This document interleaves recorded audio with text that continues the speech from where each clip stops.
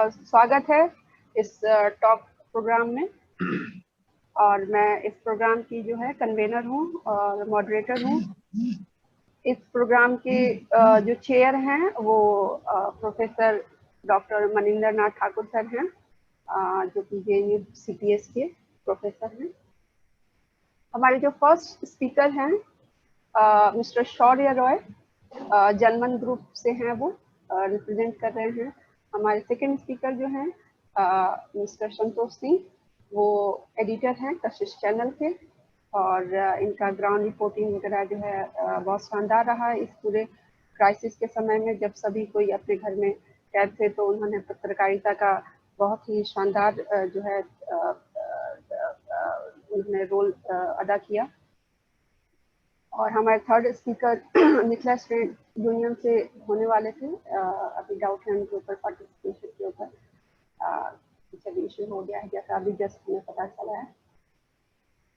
तो हमारा जो टॉपिक है वो काफ़ी रेलिवेंट है, ground reality of Bihari migrant workers during covid crisis.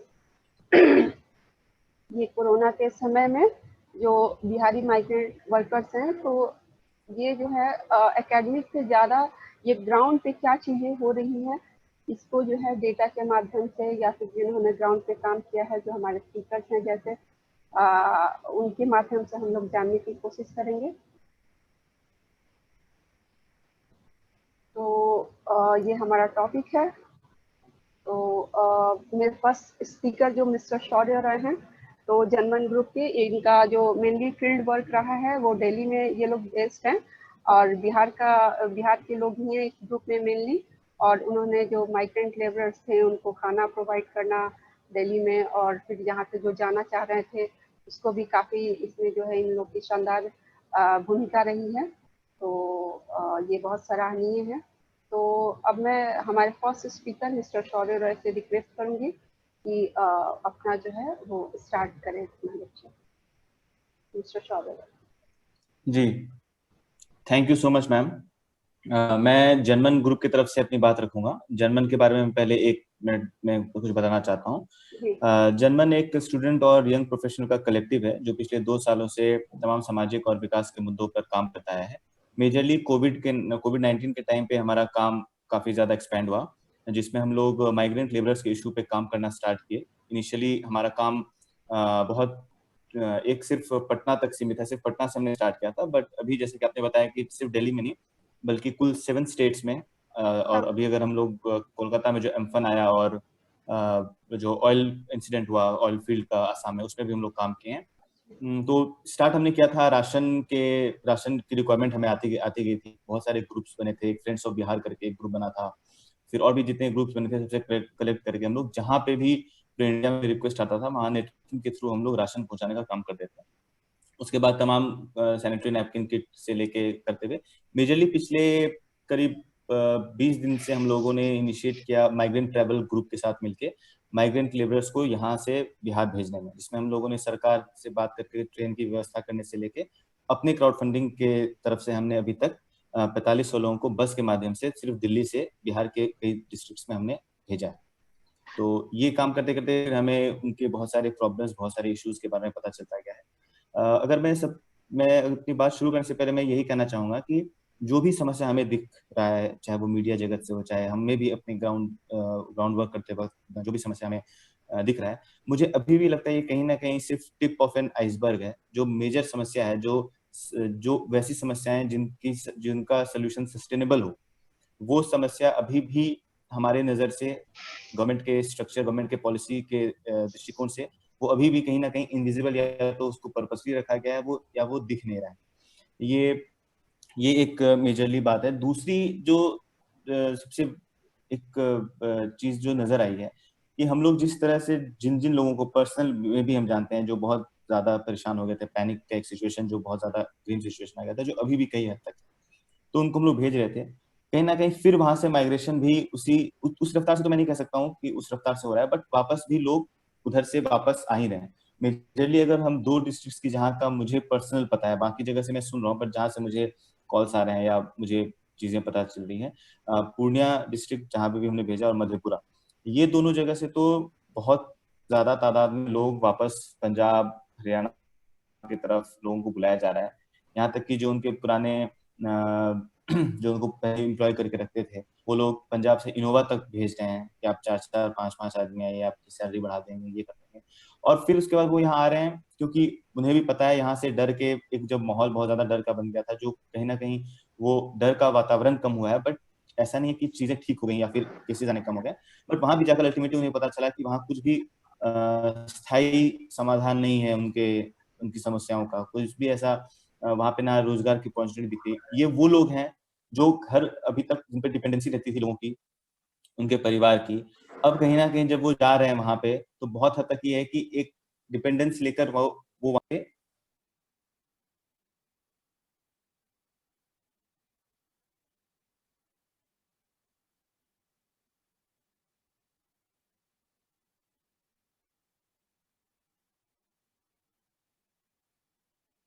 आवाज नहीं आ रही है।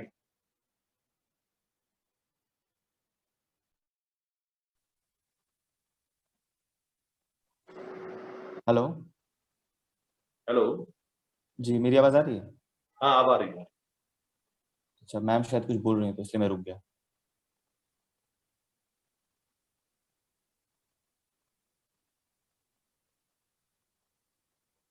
जी, गोर लागे छी। डॉक्टर लक्ष्मी, आपका भी ऑडियो ऑफ है, प्लीज ऑन कीजिए। हाँ, अभी मेरी आवाज आ रही है? जी हाँ, आ रही, अब आ रही है। अच्छा, मिस्टर शौर्य, जी जी। आपकी 2 आईडी दिखा रही है। अच्छा, ऑडियो की वजह से, बट कोई बात नहीं, इससे कोई प्रॉब्लम तो नहीं हो रहा है क्योंकि लैपटॉप के ऑडियो में थोड़ी प्रॉब्लम आ रही थी शायद स्टार्टिंग में। अच्छा, ठीक है, बस आवाज उधर से नॉइज शायद नहीं आया तो अगर इसीलिए मैं म्यूट करी थी। ठीक है, ओके। ठीक है एक ही जगह से, मतलब मैं बोल यहीं से आ रहा हूँ, दोनों अच्छा, जगह यहीं से। ठीक है, प्लीज कंटिन्यू। ठीक है, तो जी जी, तो अभी आपका वीडियो हाँ, चला गया है। तो मैं भाई वहां बता रहा था कि एक सेकंड। हाँ, अभी ऑन है। ठीक है, प्लीज कंटिन्यू। ठीक है जी जी। तो मैं वही बता था कि जो भी प्रॉब्लम्स यहाँ पे समस्याओं की वजह से वो वहाँ जा रहे थे, वो कहीं ना कहीं वहाँ पे किसी भी उनके मेजर इश्यूज का, मेजर प्रॉब्लम का, मेजर क्राइसिस का समाधान हमारा राज्य उनको प्रोवाइड करने में सक्षम नहीं। तो इसलिए जब अब हम लोग भी एज एन ऑर्गेनाइजेशन, जब हमारे पास लिस्ट आ रही थी, बहुत सारे डिस्ट्रेस्ड वर्कर्स थे, तो इस दौरान हम भी अपनी तरफ से ये कहते थे कि देखिए आप, और ये मजबूरी भी थी कहीं ना कहीं हमें कहना कि अगर कोई एक लॉट अगर हम भेज रहे हैं तो सबको पता चलता है कि हम घर जा रहे हैं। तो हम भी चाहते थे उनके, कई बार उनके ग्रुप, अगर बड़ा ग्रुप पता था तो उनके कॉन्ट्रैक्टर से बात करते थे कि देखिए अगर कुछ दिन में भी सिचुएशन ठीक हो सकती है तो वहां जाएंगे। अल्टीमेटली वो वापस ही आ रहे हैं, वापस आना शुरू हो गया। जो लोग हम भेजे थे उनकी तरफ से भी फोन आता था कि नहीं अच्छा ठीक है, आप तो नहीं भेजे ना, हमारे वहां से गाड़ी आ रही है, बड़ी गाड़ी आ रही है, बस आ रहा है, कोई आ रहा है। तो वो वापस यहाँ पे जा रहे थे। इसके अलावा यहाँ के प्रॉब्लम्स की बात अगर हम करें तो बहुत सारे प्रॉब्लम्स हैं। मतलब जैसे जो भी काम करते हुए मेन मेन इशू ये है कि जो कोई भी यहाँ से जा रहे हैं वो अपना सारा सामान, सब कुछ, घर वगैरह पूरा खाली करके हर कोई जा रहा है। कई लोग जो बिना फैमिली के यहाँ पे रहते थे, उन लोगों की स्थिति ये थी कि वो, मतलब अगर वो वहां जा रहे हैं वापस तो वापस शायद आ पाए या नहीं आ पाए, या ये रहती थी। जो परिवार जा रहा है वो पूरा का पूरा घर घर छोड़कर जा रहा है, पूरे के पूरे सामान, सारा सामान लेके, सब कुछ ये लेके जा रहे हैं क्योंकि डर इतना आ गया। इनसिक्योरिटी की बात जो सबसे ज्यादा इस बात देखिए, हर बार ऐसा कई चाहे वो नेचुरल क्लैमिटी हो या कुछ हो, तो कई बार होता है कि जो लोग प्रवासी होते हैं वो वापस चले जाते हैं। बट ये डर मुझे लगता है, मैंने अपने जितने भी कम टाइम का फील्ड वर्क मैंने किया इससे पहले भी, जिस डर से लोग जा रहे हैं, बिल्कुल वो, पता नहीं वो इससे पहले शायद ही कभी यहाँ इस हिसाब से ऐसा देखा गया था। इसके अलावा एक दो चीजें और है, जैसे गवर्नमेंट की गाइडलाइंस कर देना एक बात होता है, उसका इम्प्लीमेंटेशन दूसरी बात होती है। रेंट के इशू पे हमें इतनी ज्यादा प्रॉब्लम हुई, जो कई जगह के डीएम, कई जगह के स्टेट ने नोटिफाई किया था, इवन दिल्ली गवर्नमेंट ने भी अपील किया था कि लैंडलॉर्ड्स अपील है, और उन्होंने अपील बोला तो कोई ऑर्डर नहीं दिया गया था कि अपील है कि आप प्लीज रेंट ना लें। तो बहुत सारे लोग निश्चिंत हो गए थे। खासकर एनसीआर में बात करें, नोएडा में हरोला एक जगह है जहां से मेजर ये दिक्कत आई थी, और वहां पे कई जगह के डीएम जो है वो खुद चले चले जा रहे थे कहीं जगह, बोलते थे प्लीज आप लोग रेंट ना लें। अब जो लेबर हैं, जो छोटे छोटे से पैकर्स एंड मूवर्स इंडस्ट्री में, पर्टिकुलर हरोला जो जिस जगह की मैं बात कर रहा हूँ, वहां के लोग थे, उन्होंने लैंडलॉर्ड इनको बोला कि ठीक है, आपको रेंट नहीं देना, सरकार ने कोई गाइडलाइन तो इशू नहीं किया है, बट कोई बात नहीं, आप मत दीजिए, 20-22 तारीख की लगभग बात होगी। अगले महीने से आप अब अपना जगह ढूंढ लीजिए, अगले महीने से आपको नहीं रहेंगे। वो प्रॉब्लम ऐसा है कि वो रेंट उनके पास है नहीं देने का, सरकार ने कहा नहीं लेने के लिए, तो लैंडलॉर्ड कह रहे हैं ठीक है हम नहीं लेंगे, अगले अगले 7 दिन 8 दिन में 1 महीना आपका हो जाएगा, अब आप खाली कर दें। तो ऐसे इस तरह से बहुत, फिर वो सब सामान लेके वापस आ जाते थे हम लोग जब बस अरेंज करते थे। अब बस जब अरेंज है तो वो सारे सामान, घर का गैस चूल्हा छोटा छोटा, इसके बाद जो भी सामान है, पंखे वंखे सब लेके आ रहे हैं। और खतरे की बात, दिक्कत और टेंशन की बात यह है कि वहां से फिर उनको वापस अल्टीमेटली आना ही है, और वो जो कि आना स्टार्ट हो गया। तभी और भी बहुत सारे इश्यूज हैं जो मुझे लगता है कि अब बाकी जो संतोष सर बोले फिर मैं और डिस्कशन के टाइम पे और इश्यूज बोलूंगा।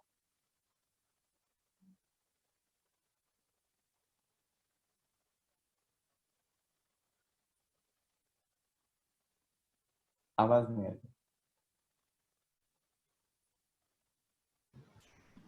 अब मैं संतोष सर से रिक्वेस्ट करूंगी कि वो अपना एक्सपीरियंस शेयर करें। और अभी मिस्टर शौर्य रॉय ने बोला, उनको थैंक यू। फिर हम लोग जो है डिस्कशन करेंगे। मेरे दिमाग में भी कुछ सवाल हैं, जाहिर सी बात है जो पार्टिसिपेंट्स हैं उनके भी कुछ सवाल होंगे, तो it's more like talk programme, तो अच्छा है डिस्कशन हो। तो अभी हम लोग संतोष सर को सुन लेते हैं। तो संतोष सर को मैं अनम्यूट कर रही हूँ।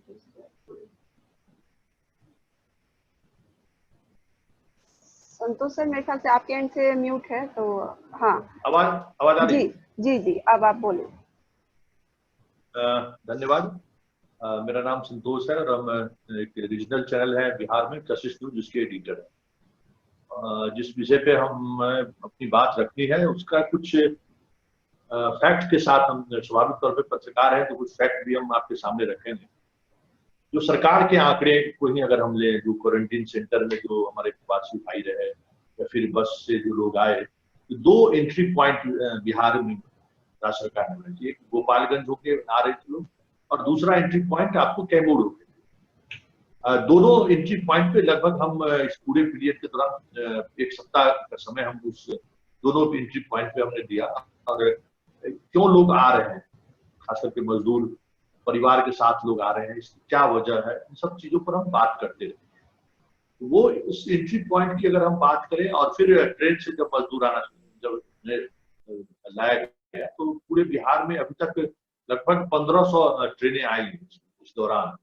और एक्चुअल अगर हम बात करें तो 1495 के करीब ये ट्रेनें आई हुई थी। और इस ट्रेन में लगभग 22 लाख हमारे मजदूर भाई हैं। इसके अलावे फर्स्ट राउंड में जो लोग पैदल चल के आए थे, इसी तरीके से बिहार आए, वो लगभग 250, मतलब 2,50,000 के करीब थे। तो अमूमन मानिए कि 30 लाख के करीब बस के या अन्य संसाधनों के साथ अगर हम बात करें, तो लगभग 30 लाख के करीब मजदूर आए।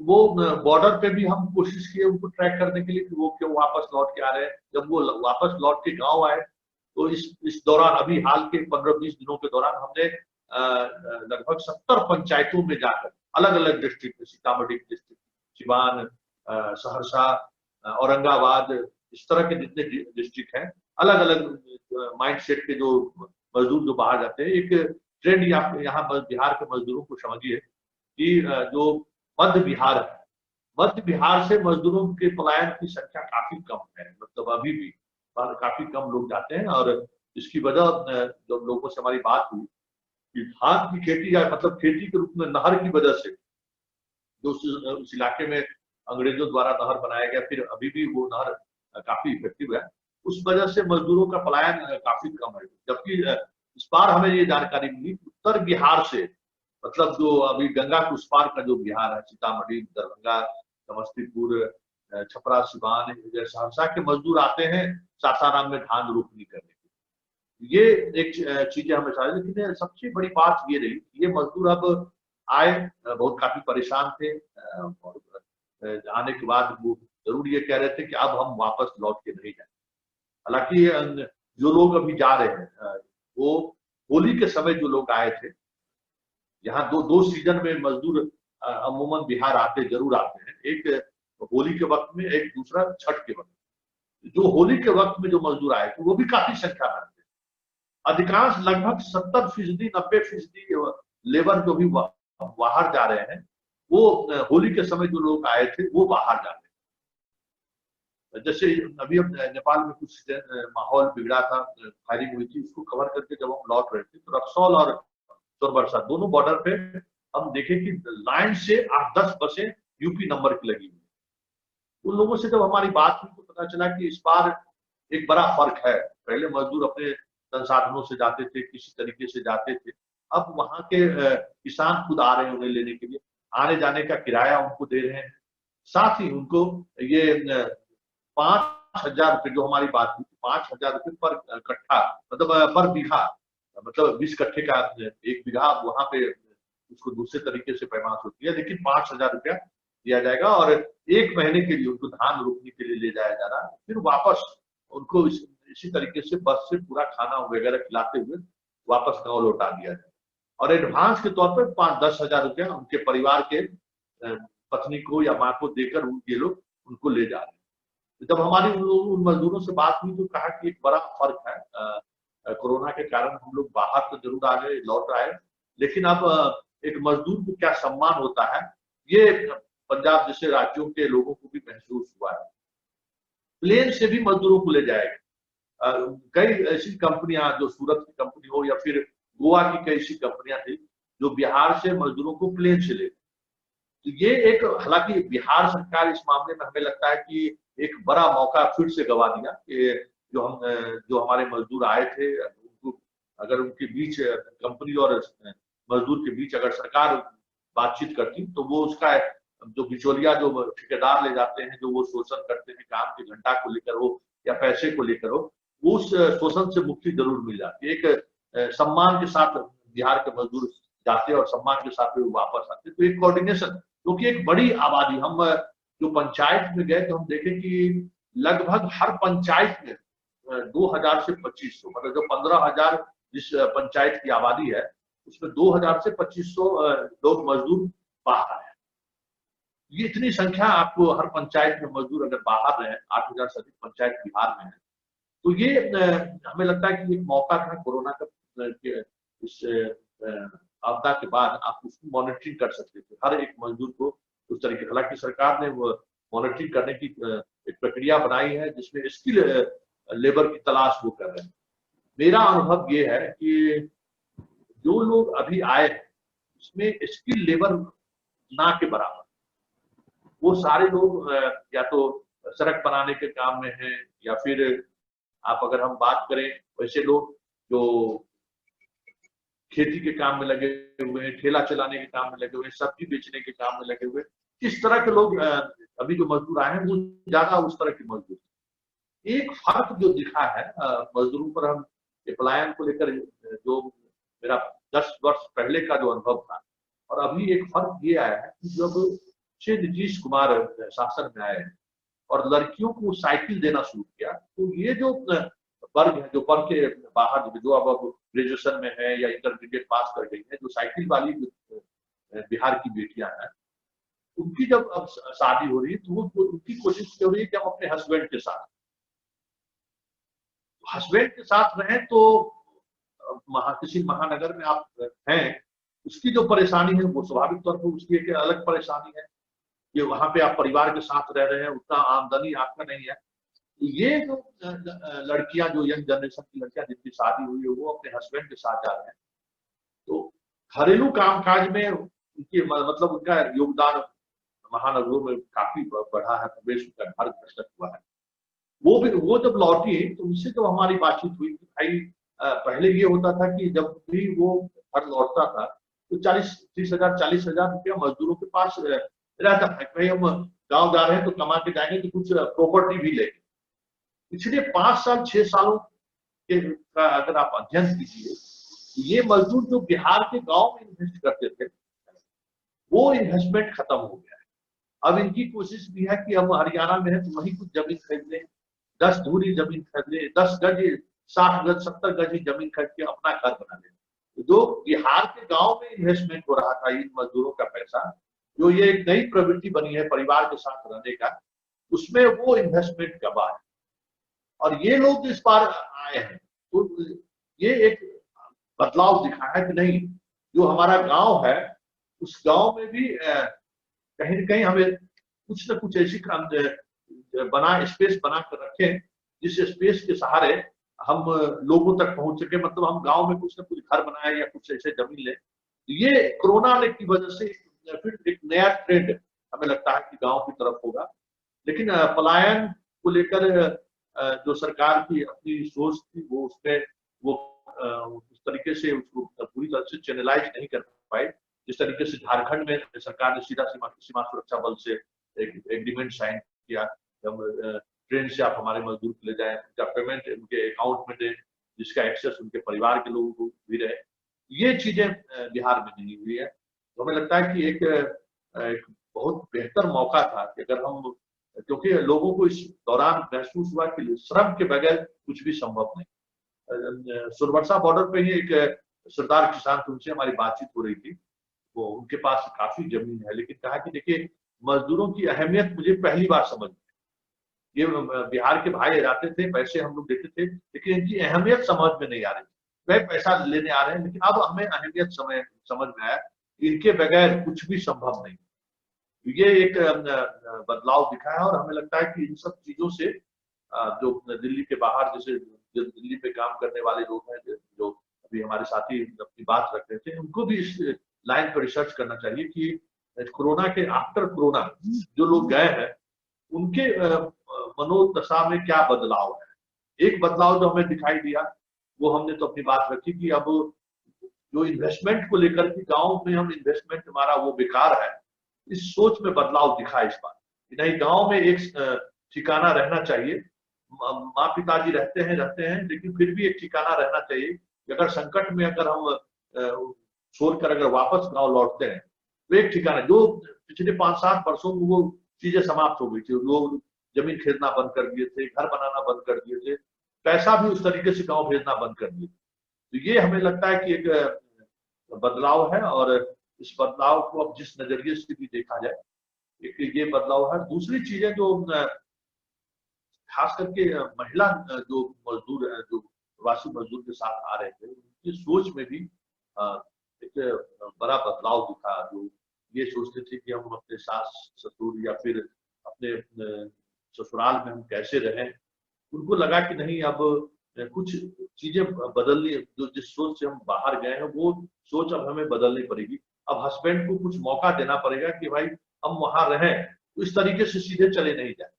वहां पे कैसे हम संसाधन हमारा हस्बैंड मुहैया करा सकता है, क्योंकि अधिकांश मजदूर, मतलब जितने मजदूर से हमारी बात हुई, 90% मजदूर हमें ये कह रहे थे कि गांव से हम पैसा मंगाए लौटने के लिए। तो ये जबकि एक ये इस तरह की स्थिति नहीं रहती थी। अमूमन मजदूर के पास अच्छा खासा राशि रहता था, 2-3 महीने के लिए वो जाते थे, 30-40 हजार रुपया कमा कर वो आते थे। लेकिन इस बार जो मजदूर आए हैं वो खाली हाथ आए। और अभी जो प्रधानमंत्री ने कल जिस रोजगार योजना की शुरुआत की है, हमें लगता है कि वो मनरेगा का 99% चीजें मनरेगा की तरह ही है। कुछ हर घर जल योजना बिहार में एक मुख्यमंत्री का ड्रीम प्रोजेक्ट है कि हर गांव में हम हर घर तक जल पहुंचाएं। उसको लेकर कुछ प्लम्बर से जुड़े हुए काम के लोगों को रोजगार देने की बात हुई है। लेकिन वो अब बरसात के समय बारिश शुरू हो चुकी है, तो वो काम भी गांव में बड़े मुश्किल है, गांव में वो करना, पाइप बिछाना या फिर टंकी लगाना बड़ा मुश्किल है। लेकिन एक कोशिश शुरू हुई है कि, और ये अगर सवाल खड़ा नहीं होता, अगर चीजें चर्चा नहीं आती, तो भारत सरकार हो या राज्य सरकार हो, इस तरीके से चीजों को नहीं लेती। चलिए, मजदूर आज चुनाव पर इसका कितना प्रभाव पड़ेगा कहना मुश्किल है, लेकिन मजदूर सेक्टर पर जिस तरीके से लोगों का ध्यान नहीं था, उस सेक्टर के बगैर अब हम कुछ नहीं कर सकते, ये एहसास सभी लोगों को। तो ये एक बदलाव है और इसका आने वाले समय में हमें लगता है कि बेहतर परिणाम आएंगे। मजदूरों को लेकर जो एक नजरिया है, जो बिहार को लेकर नजरिया है बाहर के प्रदेशों में, अरे बिहारी है, चावल खाने वाले लोग हैं, चावल खाने वाले देश से आते हैं, अरे ये मजदूर हैं। तो मजदूरों को लेकर हमें लगता है कि इस कोरोना के बाद, आफ्टर कोरोना, ये एक बदलाव, मानसिक तौर पर लोगों का बदलाव देखने को मिलेगा कि नहीं, मजदूर के बगैर कुछ संभव है।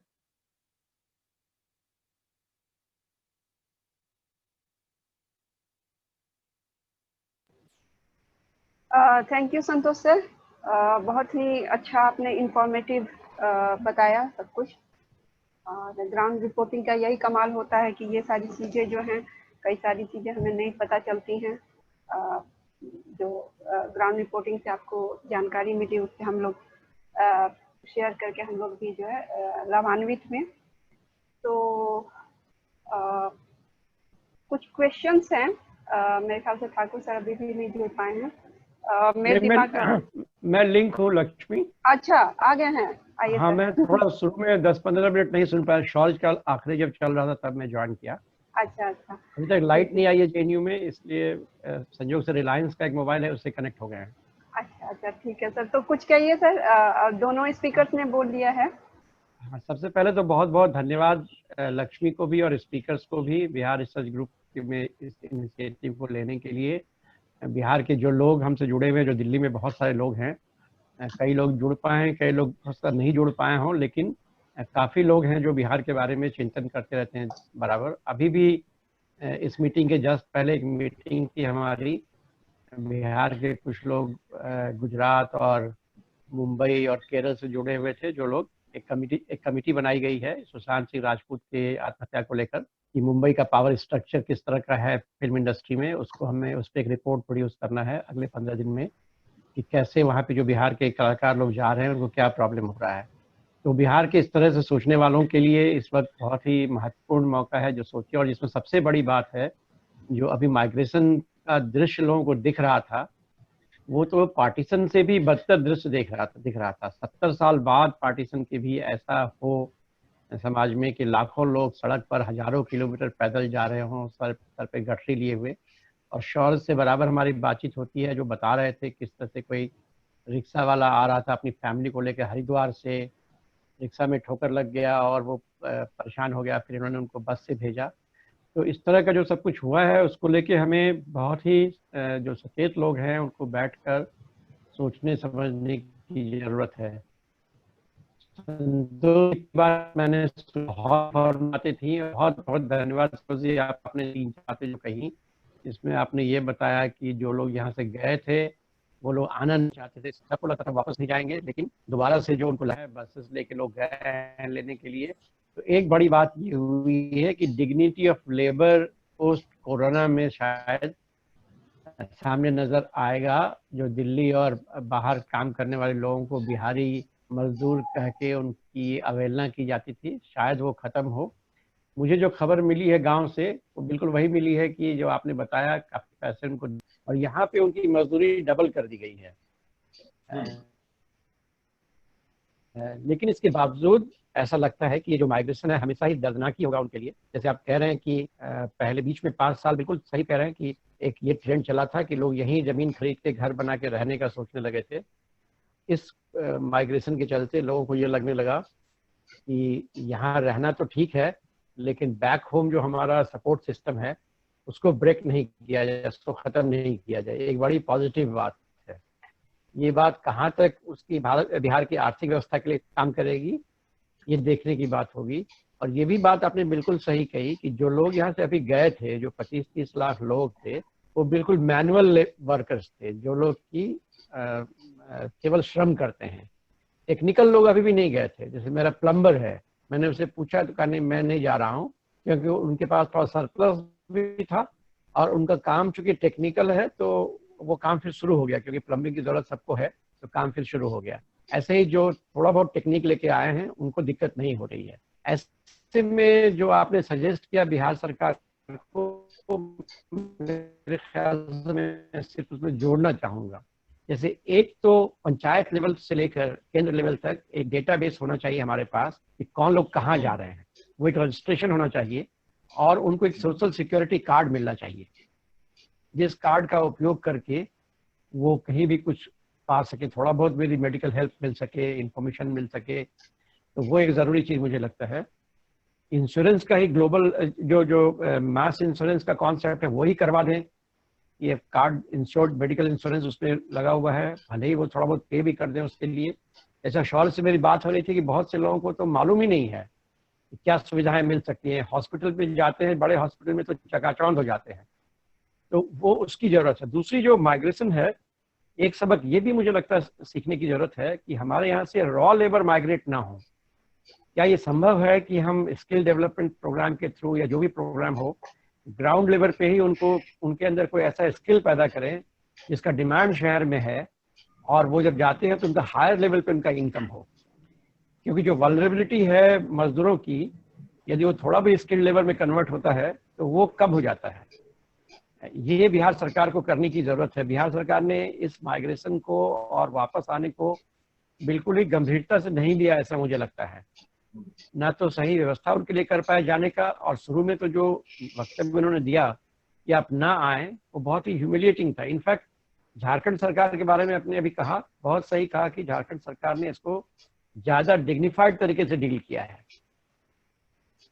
मैं एक सोचता हूँ कि इस पे कोई काम करना चाहिए किसी को, कि ऐसे मजदूरों का इकोनॉमिक कंट्रीब्यूशन अपने होस्ट स्टेट में और गेस्ट स्टेट में कितना है, होम स्टेट में और होस्ट स्टेट में कितना है। यदि होम स्टेट में वो थोड़ा भी पैसा भेजता है, एवरेज जो मुझे लगता है कि 2000 से 3000 रुपये वो भेजता है महीने में, और 3 करोड़ माइग्रेंट वर्कर्स हैं, तो आप समझिए कि हमारे इकोनॉमी में कितना बड़ा कंट्रीब्यूशन वो कर रहे हैं बिहार में। और जो होस्ट स्टेट है उसमें यदि वो महीने का 5000 या 7000 भी एवरेज कमाता है, तो that could be only 5% of their total income, which mean total contribution, which means कि वो कितना ज्यादा कंट्रीब्यूट कर रहे हैं अपने होस्ट स्टेट में। यदि उसका थोड़ा सा भी परसेंटेज एक लॉ के थ्रू, माइग्रेंट लेबर लॉ बना के, उसका थोड़ा भी परसेंटेज उनको सोशल सिक्योरिटी पर लगाया जाए, तो ऐसी बदहाली उनकी नहीं होगी। उनका एक इंश्योरेंस हो सकता है, उनका एक क्राइसिस इंश्योरेंस हो सकता है, ऐसा कुछ किया जाना चाहिए। या पीएफ हो सकता है, जो सरकार थोड़ा दे और होस्ट स्टेट थोड़ा दे, गेस्ट स्टेट थोड़ा दे और थोड़ा वो कंट्रीब्यूट करे, वो उनका एक अकाउंट डेवलप कर सकता है। मुझे लगता है कि इस कोरोना के जो माइग्रेशन को देखकर इस तरह के सबक लेने की जरूरत है। और बिहार में ऐसा कोई, आप लोग यदि तैयार हो तो ऐसा कोई रिपोर्ट तैयार करें इसके ऊपर, जिसको लेके बिहार की अलग अलग पार्टी, चुनाव आने वाला है, उन पार्टियों को इतना फोर्स किया जाए कि वो उसको अपने एजेंडा पे डालने के लिए बाध्य हो जाए। हर एक पार्टी, हम किसी एक पार्टी की बात नहीं कर रहे हैं, ऐसा यूनिवर्सल उसको किया जाए कि हर एक पार्टी इस बात उसको रिस्पॉन्ड करने के लिए फोर्स हो जाए।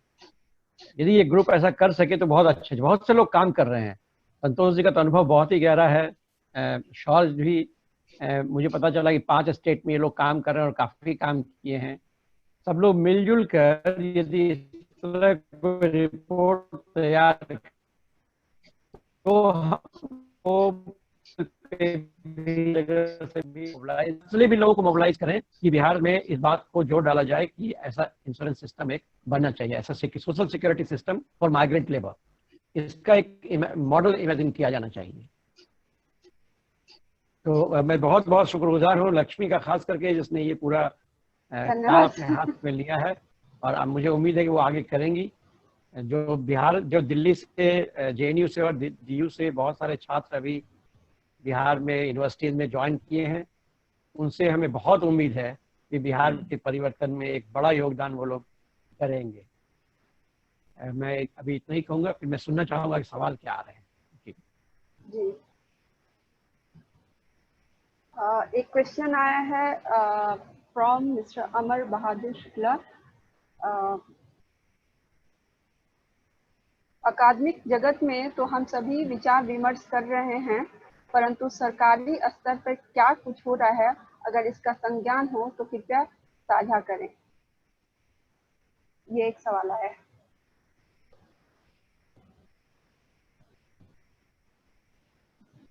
मेरी आवाज जा रही है? हाँ, आपकी आवाज आ रही है। मेरे ख्याल से इसमें ये दोनों जो प्रेजेंट कर रहे हैं, यदि कुछ कहना चाहें। इसका सरकारी स्तर पे कंक्रीट जो है, बातें तो बहुत कुछ चल रही हैं। मुझे लग रहा है क्वेश्चन पूछने का सार यही है, मेरे भी दिमाग में चल रहा था, क्योंकि चुनावी साल भी है, ठीक है। तो विधानसभा का चुनाव जो है, ये घोषणा कर दी गई है कि बिहार का अपने टाइम पे ही होगा, उसको आगे नहीं बढ़ाया जा रहा है। और बाई चांस अगले साल ही पंचायती राज का भी वहाँ पे चुनाव है, लोकल गवर्नमेंट वहाँ पे। तो ये सारी चीजें तो जाहिर सी बात है कि जो ये सिचुएशन है, तो गवर्नमेंट ये कोशिश कर रही हैं कि हाँ उनका वो लोग कॉग्नाइजेंस ले रहे हैं, उनकी जो है परिस्थिति को ठीक करने की कोशिश कर रहे हैं, लेकिन कंक्रीट स्तर पे क्या चीजें हो रही हैं पॉलिसी जिसका उन्हें फायदा मिल रहा है, अगर संतोष सर बता सके तो।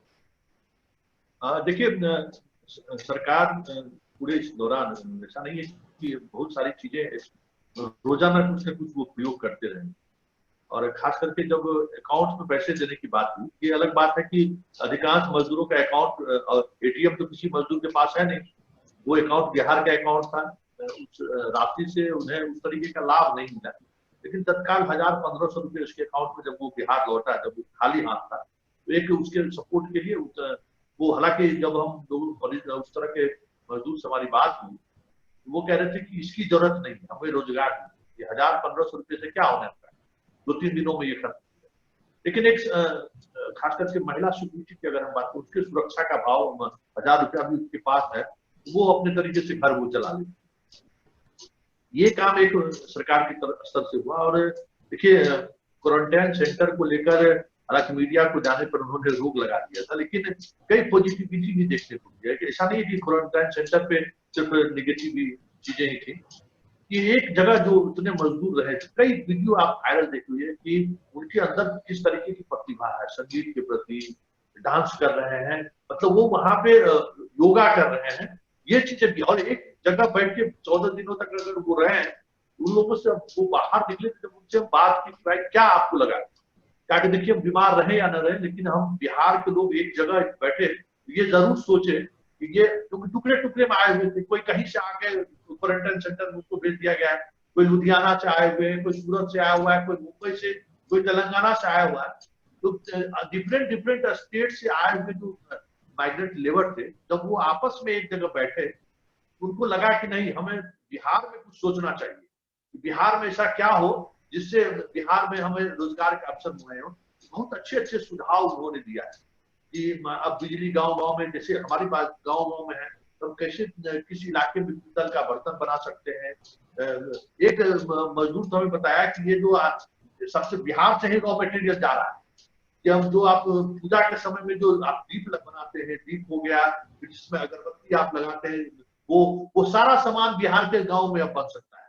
ये चीजें, एक चीज, कई सलाह उन्होंने सरकार के स्तर पर दिया है कि भाई ये सब चीजें आप करिए, तो जो जिन लोग वहां जाके जो स्किल, जिनके पास जो स्किल डेवलप किया है, जो वहां जाके किए, वो सब चीजें यहाँ भी कर सकते हैं। जैसे केला का पत्ता, मतलब पहले वैसी काट के लोग भोज में लोग देते थे, अभी हम 3 दिन पहले मोतिहारी गए थे शादी में, वहां केले का पत्ता का काम, उसको एक जो वो समझ रहे कितना ये है कि उसको पानी पड़ते ही वो गल जाता है, मतलब उसका कोई नुकसान भी नहीं है प्रकृति। वो एक लड़का सिंह के गुजरात से आया था, और वो मोतिहारी में उसकी फैक्ट्री, जब से बिजली बिहार के गांव में पहुंचने शुरू हुई है, वो लड़का लगाया। उससे हम अब जाएंगे, उनसे बात हमारी हुई है कि कैसे वो इन चीजों को वो डेवलप किया है। ऐसा नहीं है कि बिजली आने से एक बड़ा बदलाव हुआ है, और ये जो लोग आए हैं इन्होंने भी एक बेहतर सुझाव दिया है। सर भी लाइन पे है। एक चीज और हम बिहार के बारे में कहना चाहेंगे, बिहार का ये चुनावी मुद्दा जरूर बने, लेकिन पहली बार मुझे एक पत्रकार के रूप में कभी ये ऐसा नहीं लगा कि पंचायती राज व्यवस्था लागू है और पंचायत के मुखिया और जनप्रतिनिधि को कोई पावर कुछ कर ही नहीं सकते हैं। इस बार हम बाकी स्टेट में, केरल में हो या उड़ीसा में है, बाकी जगहों के ये जो आपदा प्रबंधन की जो बातें थी, उसमें जो पंचायत की भूमिका थी, उस नजरिए से जब हम बिहार को देखना शुरू किए, तो एक पंचायत में 70 से 80, 100 कहीं कहीं सरकार के स्टाफ, शिक्षक हो, पंचायत सचिव हो, पंचायत रोजगार सेवक हो, हेल्थ से जुड़े हुए 4-4 लोग हर पंचायत में, आंगनबाड़ी सेविका हो, सेविका दीदी हो, सहायिका हो, एएनएम हो, हर पंचायत में। ये इंफ्रास्ट्रक्चर हमें लगता है कि जब से राज्य ये जो केंद्र सरकार की जो स्वास्थ्य मिशन योजना चली है, इसका लाभ बिहार में, जैसे गाँव-गाँव में लोगों को टेस्ट कर, वो वही कर रहे हैं, लेकिन पंचायत को कोई राइट नहीं है। ये मुझे पहली बार समझ में आया कि इस कोरोना आपदा में जब हम जिस पंचायत में गए, पता चला उनका सारा का सारा स्टाफ प्रखंड मुख्यालय में बैठा, मतलब 70-80 जो उनके स्टाफ है, टीचर तो हड़ताल पे थे, बाद में आए, वो सभी लोग प्रखंड मुख्यालय पे। तो ये एक बड़ा आंदोलन बिहार के लिए ये भी होना चाहिए कि पंचायत को आप मजबूत कीजिए। आप जो पंचायती राज व्यवस्था लागू कर दिए, लेकिन पंचायत को कोई अधिकार नहीं। एक पीडीएस का डीलर भी अगर अनाज नहीं दे रहा है उसके खिलाफ आप कोई कार्रवाई नहीं कर सकते। आंगनवाड़ी सेविका अगर गांव में नहीं है उस पर आप कोई कार्रवाई नहीं कर सकते। सीडीपीओ बाकी इतना नेक्सस मजबूत है। हमें लगता है कि बिहार के लिए पंचायत स्तर पर जितना मजबूत संरचना बन जाए, देखिए वहां संरचना में कहीं तो परेशानी नहीं। नीतीश कुमार के समय में इंफ्रास्ट्रक्चर काफी डेवलप है। हर पंचायत में जो पंचायत भवन बनाया जा रहा है वो काफी इंफ्रास्ट्रक्चर के लिए काफी है। लेकिन मुखिया मजबूत हो, वहां के वार्ड सदस्य मजबूत हो, इसके लिए एक बड़े आंदोलन की जरूरत है बिहार में। ये लोग छोड़ने वाले नहीं।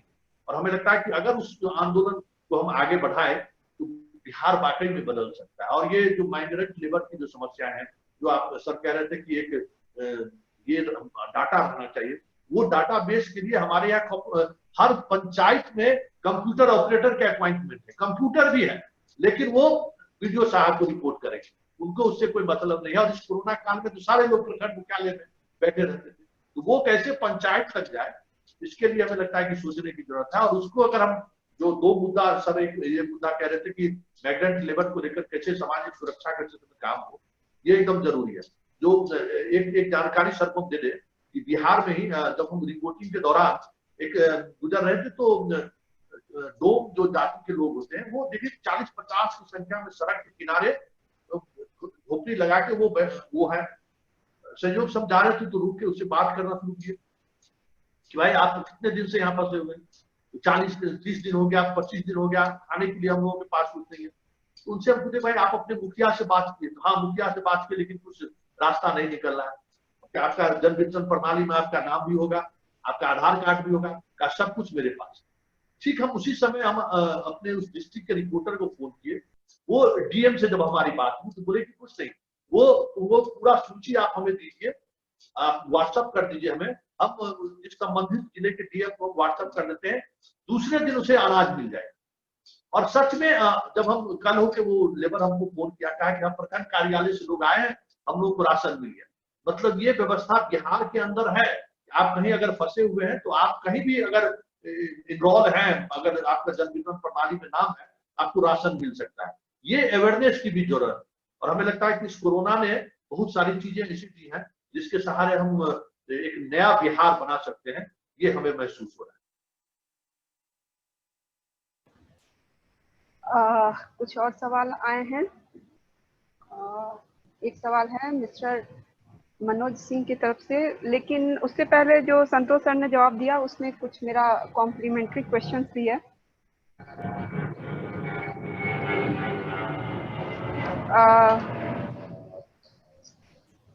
एक तो चीज ये है कि क्वारंटाइन सेंटर्स का, जैसे मोतिहारी में मुझे पता चला कि जो ट्रेन है वो सिर्फ हेडक्वार्टर में रुक रही है। जैसे चंपारण, इस चंपारण का मोतिहारी है हेडक्वार्टर, तो ट्रेन सिर्फ मोतिहारी में रुक रही है, गांव-गांव में नहीं रुक रही है। तो और फिर वहां पे जब उतार के और मोतिहारी में ही क्वारंटाइन किया जा रहा है, तो जो गांव में हमें पता चला कि क्वारंटाइन सेंटर्स हैं, फिर उनकी क्या यूटिलिटी थी, वहां पे फिर कौन रुक रहे थे जब वो हेडक्वार्टर में ही उन्हें रोक लिया जा रहा था? जवाब जी जी जी जी देखिए, ये एक्चुअली हुआ एक पूरी प्रोसेस के दौरान सरकार के स्तर पर भी बहुत सारा कंफ्यूजन रहा। जैसे पहले ये लोग डिसीजन लिए कि हम जिला मुख्यालय में और प्रखंड अनुमंडल मुख्यालय में क्वारंटाइन सेंटर बनाए। जब संख्या बढ़ने लगी तो ये लोग निर्णय लिए कि पंचायत में करेंगे। लेकिन पंचायत तक में उन्होंने निर्णय ले लिया कि हम पंचायत तक में लोगों को ठहराएंगे जो लोग बाहर से आ रहे हैं। इससे पहले भारत सरकार ने ये निर्णय ले लिया कि 14 दिनों तक नहीं रखना, अब 7 दिनों में ही नहीं छोड़ दिए, होम क्वारंटाइन करिए। ये जो अलग अलग समय में अलग अलग निर्देश आते रहे, इस वजह से हुआ ये क्या, सरकार निर्णय लेती थी कि अब हम बाकी जो बचे हुए लोग हैं जो जिस पंचायत से हैं उन पंचायत के क्वारंटीन सेंटर पर हम भेज दें। उसको भेजने से पहले नया गाइडलाइन आ गया कि नहीं, अब 7 ही दिन रखना है, 7 दिन उसको होम क्वारंटाइन करना। इस वजह से जहां कहीं भी पंचायत में क्वारंटाइन सेंटर बनाया गया, वो सारे सेंटर में कहीं भी लोग नहीं गए, 1-2 दिन रहे, वो सारे लोग फिर वापस अपने घर लौट गए। वो सरकार का डिसीजन जो हर दिन बदलता रहा, उसका असर हुआ कि वो पंचायत तक नहीं पहुंच पाए। एक और सवाल हमारे साथ पंकज जी भी हैं, उन्होंने भी काफी काम किया दिल्ली में अभी। जी उनसे भी आप कह सकती हैं कुछ कहने के लिए। पंकज कुमार जी हैं जी, अगर पंकज सर सुन पा रहे हैं तो मैं उन्हें रिक्वेस्ट करूंगी कि अपना परिचय देते हुए कुछ कहें। पंकज सर। जी मैं सुन रहा हूँ। जी ऐसा है कि पहले तो आप सबों को इस तरह के इनिशिएटिव्स के लिए बहुत बहुत धन्यवाद, मुबारकबाद। ये खास करके अपने बिहार को लेकर जब कुछ बात हो रही होती है तो जाहिर सी बात है कि इंटरेस्ट भी होता है और आप जो कुछ कर सकते हैं वो करने की इच्छा भी होती है। हम लोगों ने भी इस दौरान काफी कुछ काम किया, जैसे शौर्य ने किया, मगर इस वक्त मुझे लगता है कि हमने क्या किया इस बारे में शायद बात करने से कोई बहुत फायदा नहीं होगा, क्योंकि सब मुझे लगा कि समाज में वो सब लोग जो लोग कुछ कर सकते थे, सभी लोगों ने कुछ ना कुछ काम किया अपने अपने हिसाब से। और ये भी जो आप लोग काम कर रहे हैं, ये भी एक तरह से मुद्दे को जीवित रखने का और उस पर गहन चिंतन करते रहने का ना, जो एक संदेश पढ़े लिखे समाज से लेकर के, सरकार से लेकर के, और जिन लोग एक्चुअल में जिन लोगों ने इस समस्या को झेली है ना, उनको भी ये संदेश मिलता है कि एक कहीं ना कहीं लोग इस बारे में बात कर रहे हैं।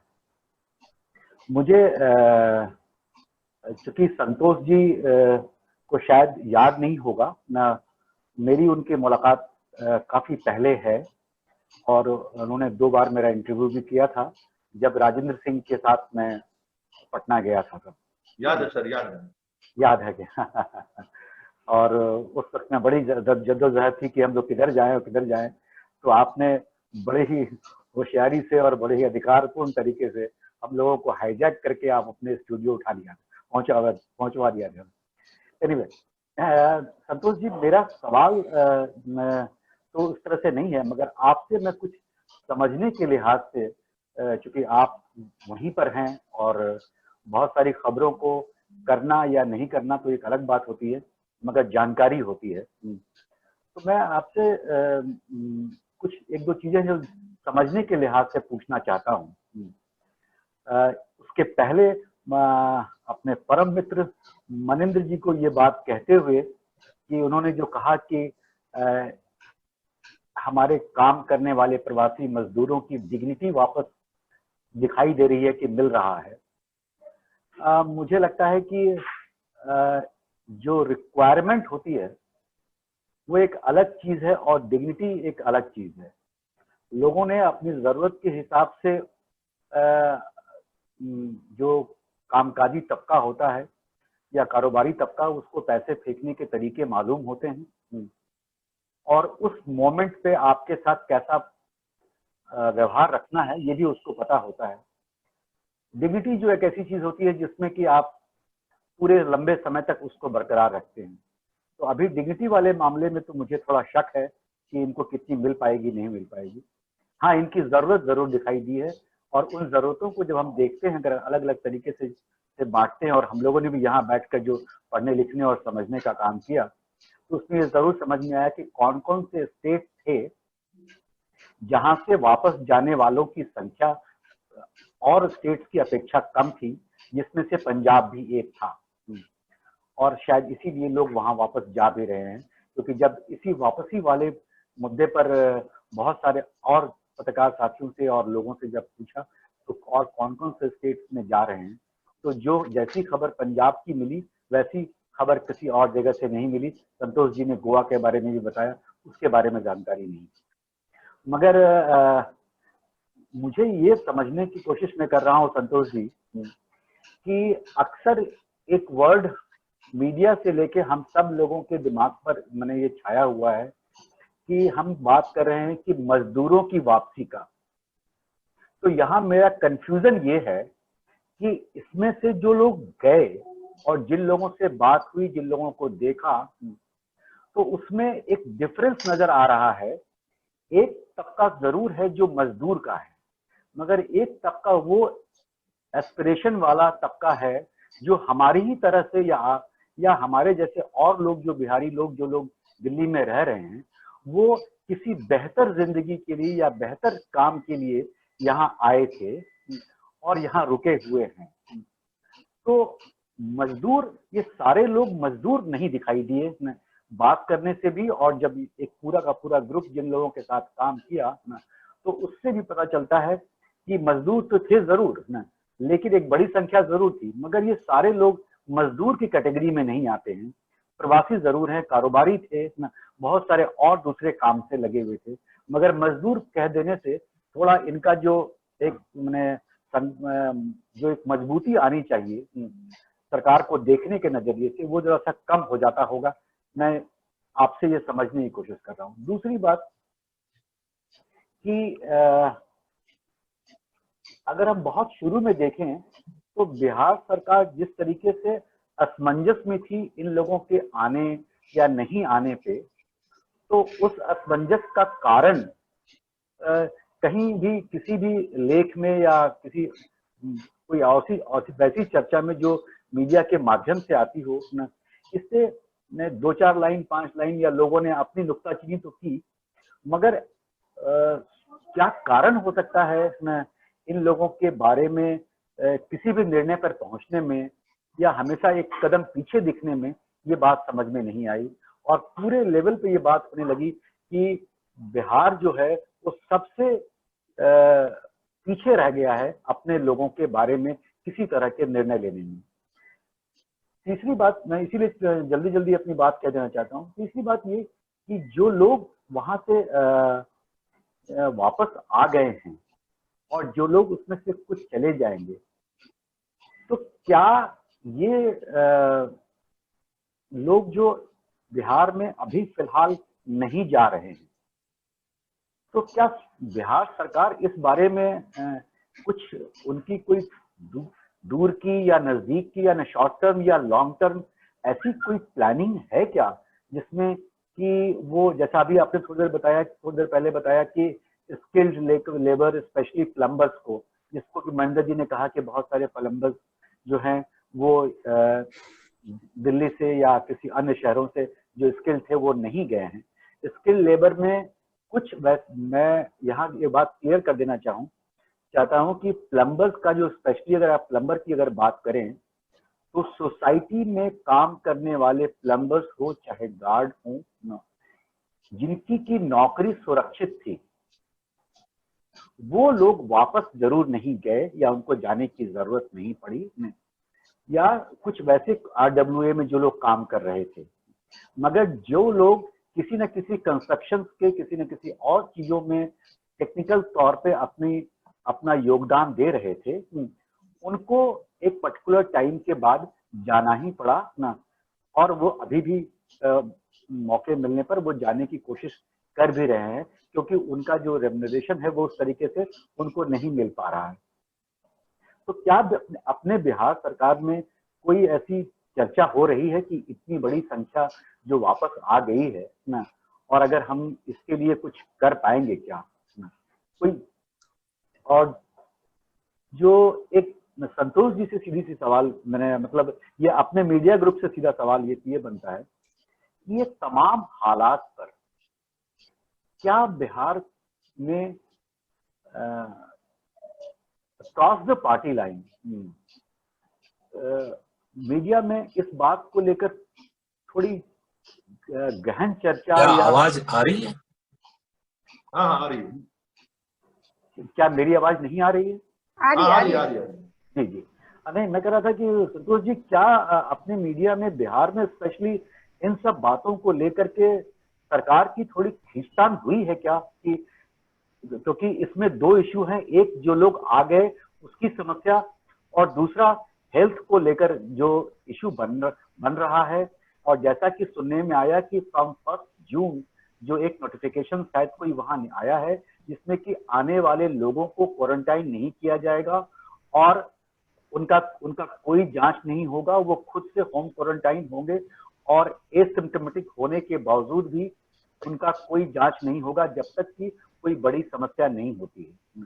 तो इसमें तो कोई संदेह नहीं है कि इस महामारी ने हमारी आर्थिक, सामाजिक और स्वास्थ्य के तमाम इदारों को चरमरा के रख दिया है, मगर बिहार में जो स्थिति थी वो कुछ ज्यादा ही उजागर हुई है ना, ऐसा लगता है कि नहीं? ये मेरा सवाल है। मुझे लगता है कि संतोष जी इसमें थोड़ा ज्यादा जवाब दे पाएंगे और बाकी जो लोग भी देना चाहें। जी संतोष सर। सर का जो सवाल है उसको हम एक एक करके सर के, एक सवाल जिससे मीडिया से जुड़ा हुआ उनका जो सवाल है उसमें शुरुआत हम उसी सवाल से उनका करते हैं। देखिए बिहार में भी मीडिया की स्थिति जो अभी देश में स्थिति है उससे बहुत बेहतर स्थिति में यहाँ की भी मीडिया नहीं है। काफी दबाव है। जब से नीतीश सरकार आए हैं मीडिया पे खास करके एक दूसरे तरीके से, जिस तरीके से केंद्र में आप देखते हैं इसी तरीके से राज्य में भी ये चीजें हैं। लेकिन इस पूरे कोरोना संकट के दौरान मीडिया काफी लंबे अंतराल के बाद स्टैंड लिया किसी विषय पर। आपको याद होगा कि रेलवे जो ट्रेनें चलाई गई थी वो 6 दिन 7 दिन ट्रेनें विलंब से आई। जब ये खबर मीडिया चलानी शुरू की तो मीडिया शुरुआती समय में जो रेलवे मंत्रालय और रेल मंत्री ये कुछ दबाव बनाने की कोशिश की सारे मीडिया हाउस। अचानक कुछ विज्ञापन रेलवे ने जारी किया कि हम किस किस जगह पर क्या क्या व्यवस्था कर रहे हैं और कुछ खास मीडिया हाउस को टारगेट करके उन्होंने विज्ञापन नहीं दिया जो मीडिया हाउस उन पर अटैक कर रहा है। लेकिन ये अच्छी बात हुई कि वो मीडिया हाउस सिलेंडर मतलब आत्मसमर्पण नहीं किया, फाइट किया। ठीक है, लगातार खबरें तब चल रही थी, हम लोग भी इसमें शामिल थे। और उसके बाद जो ट्रेन से लोग आ रहे थे वो संपर्क में आने लगे, किस स्टेशन पर ट्रेन, वहां से हर आदमी पत्रकार है जिसके पास मोबाइल है वो वहीं से वीडियो बनाकर भेज रहा है। टेक्नोलॉजी भी इतना बेहतर हो गया कि जैसे जूम से हम आप लोग जुड़े हुए हैं, हर मीडिया हाउस के पास अपना टेक्नोलॉजी है जिसके सहारे वो कहीं से किसी से लाइव ले ले। तो ये 3-4 दिनों तक काफी ठीक ठाक चलता रहा। शुरुआती समय में रेलवे भी, भारत सरकार भी, जो जिस मीडिया हाउस के लोग, जिस मीडिया हाउस में इस तरह की खबरें आ रही थी रेल को लेकर, उन पर वो दबाव बनाने की कोशिश की, लेकिन लोग वो दबाव नीचे स्तर तक नहीं पहुंचा।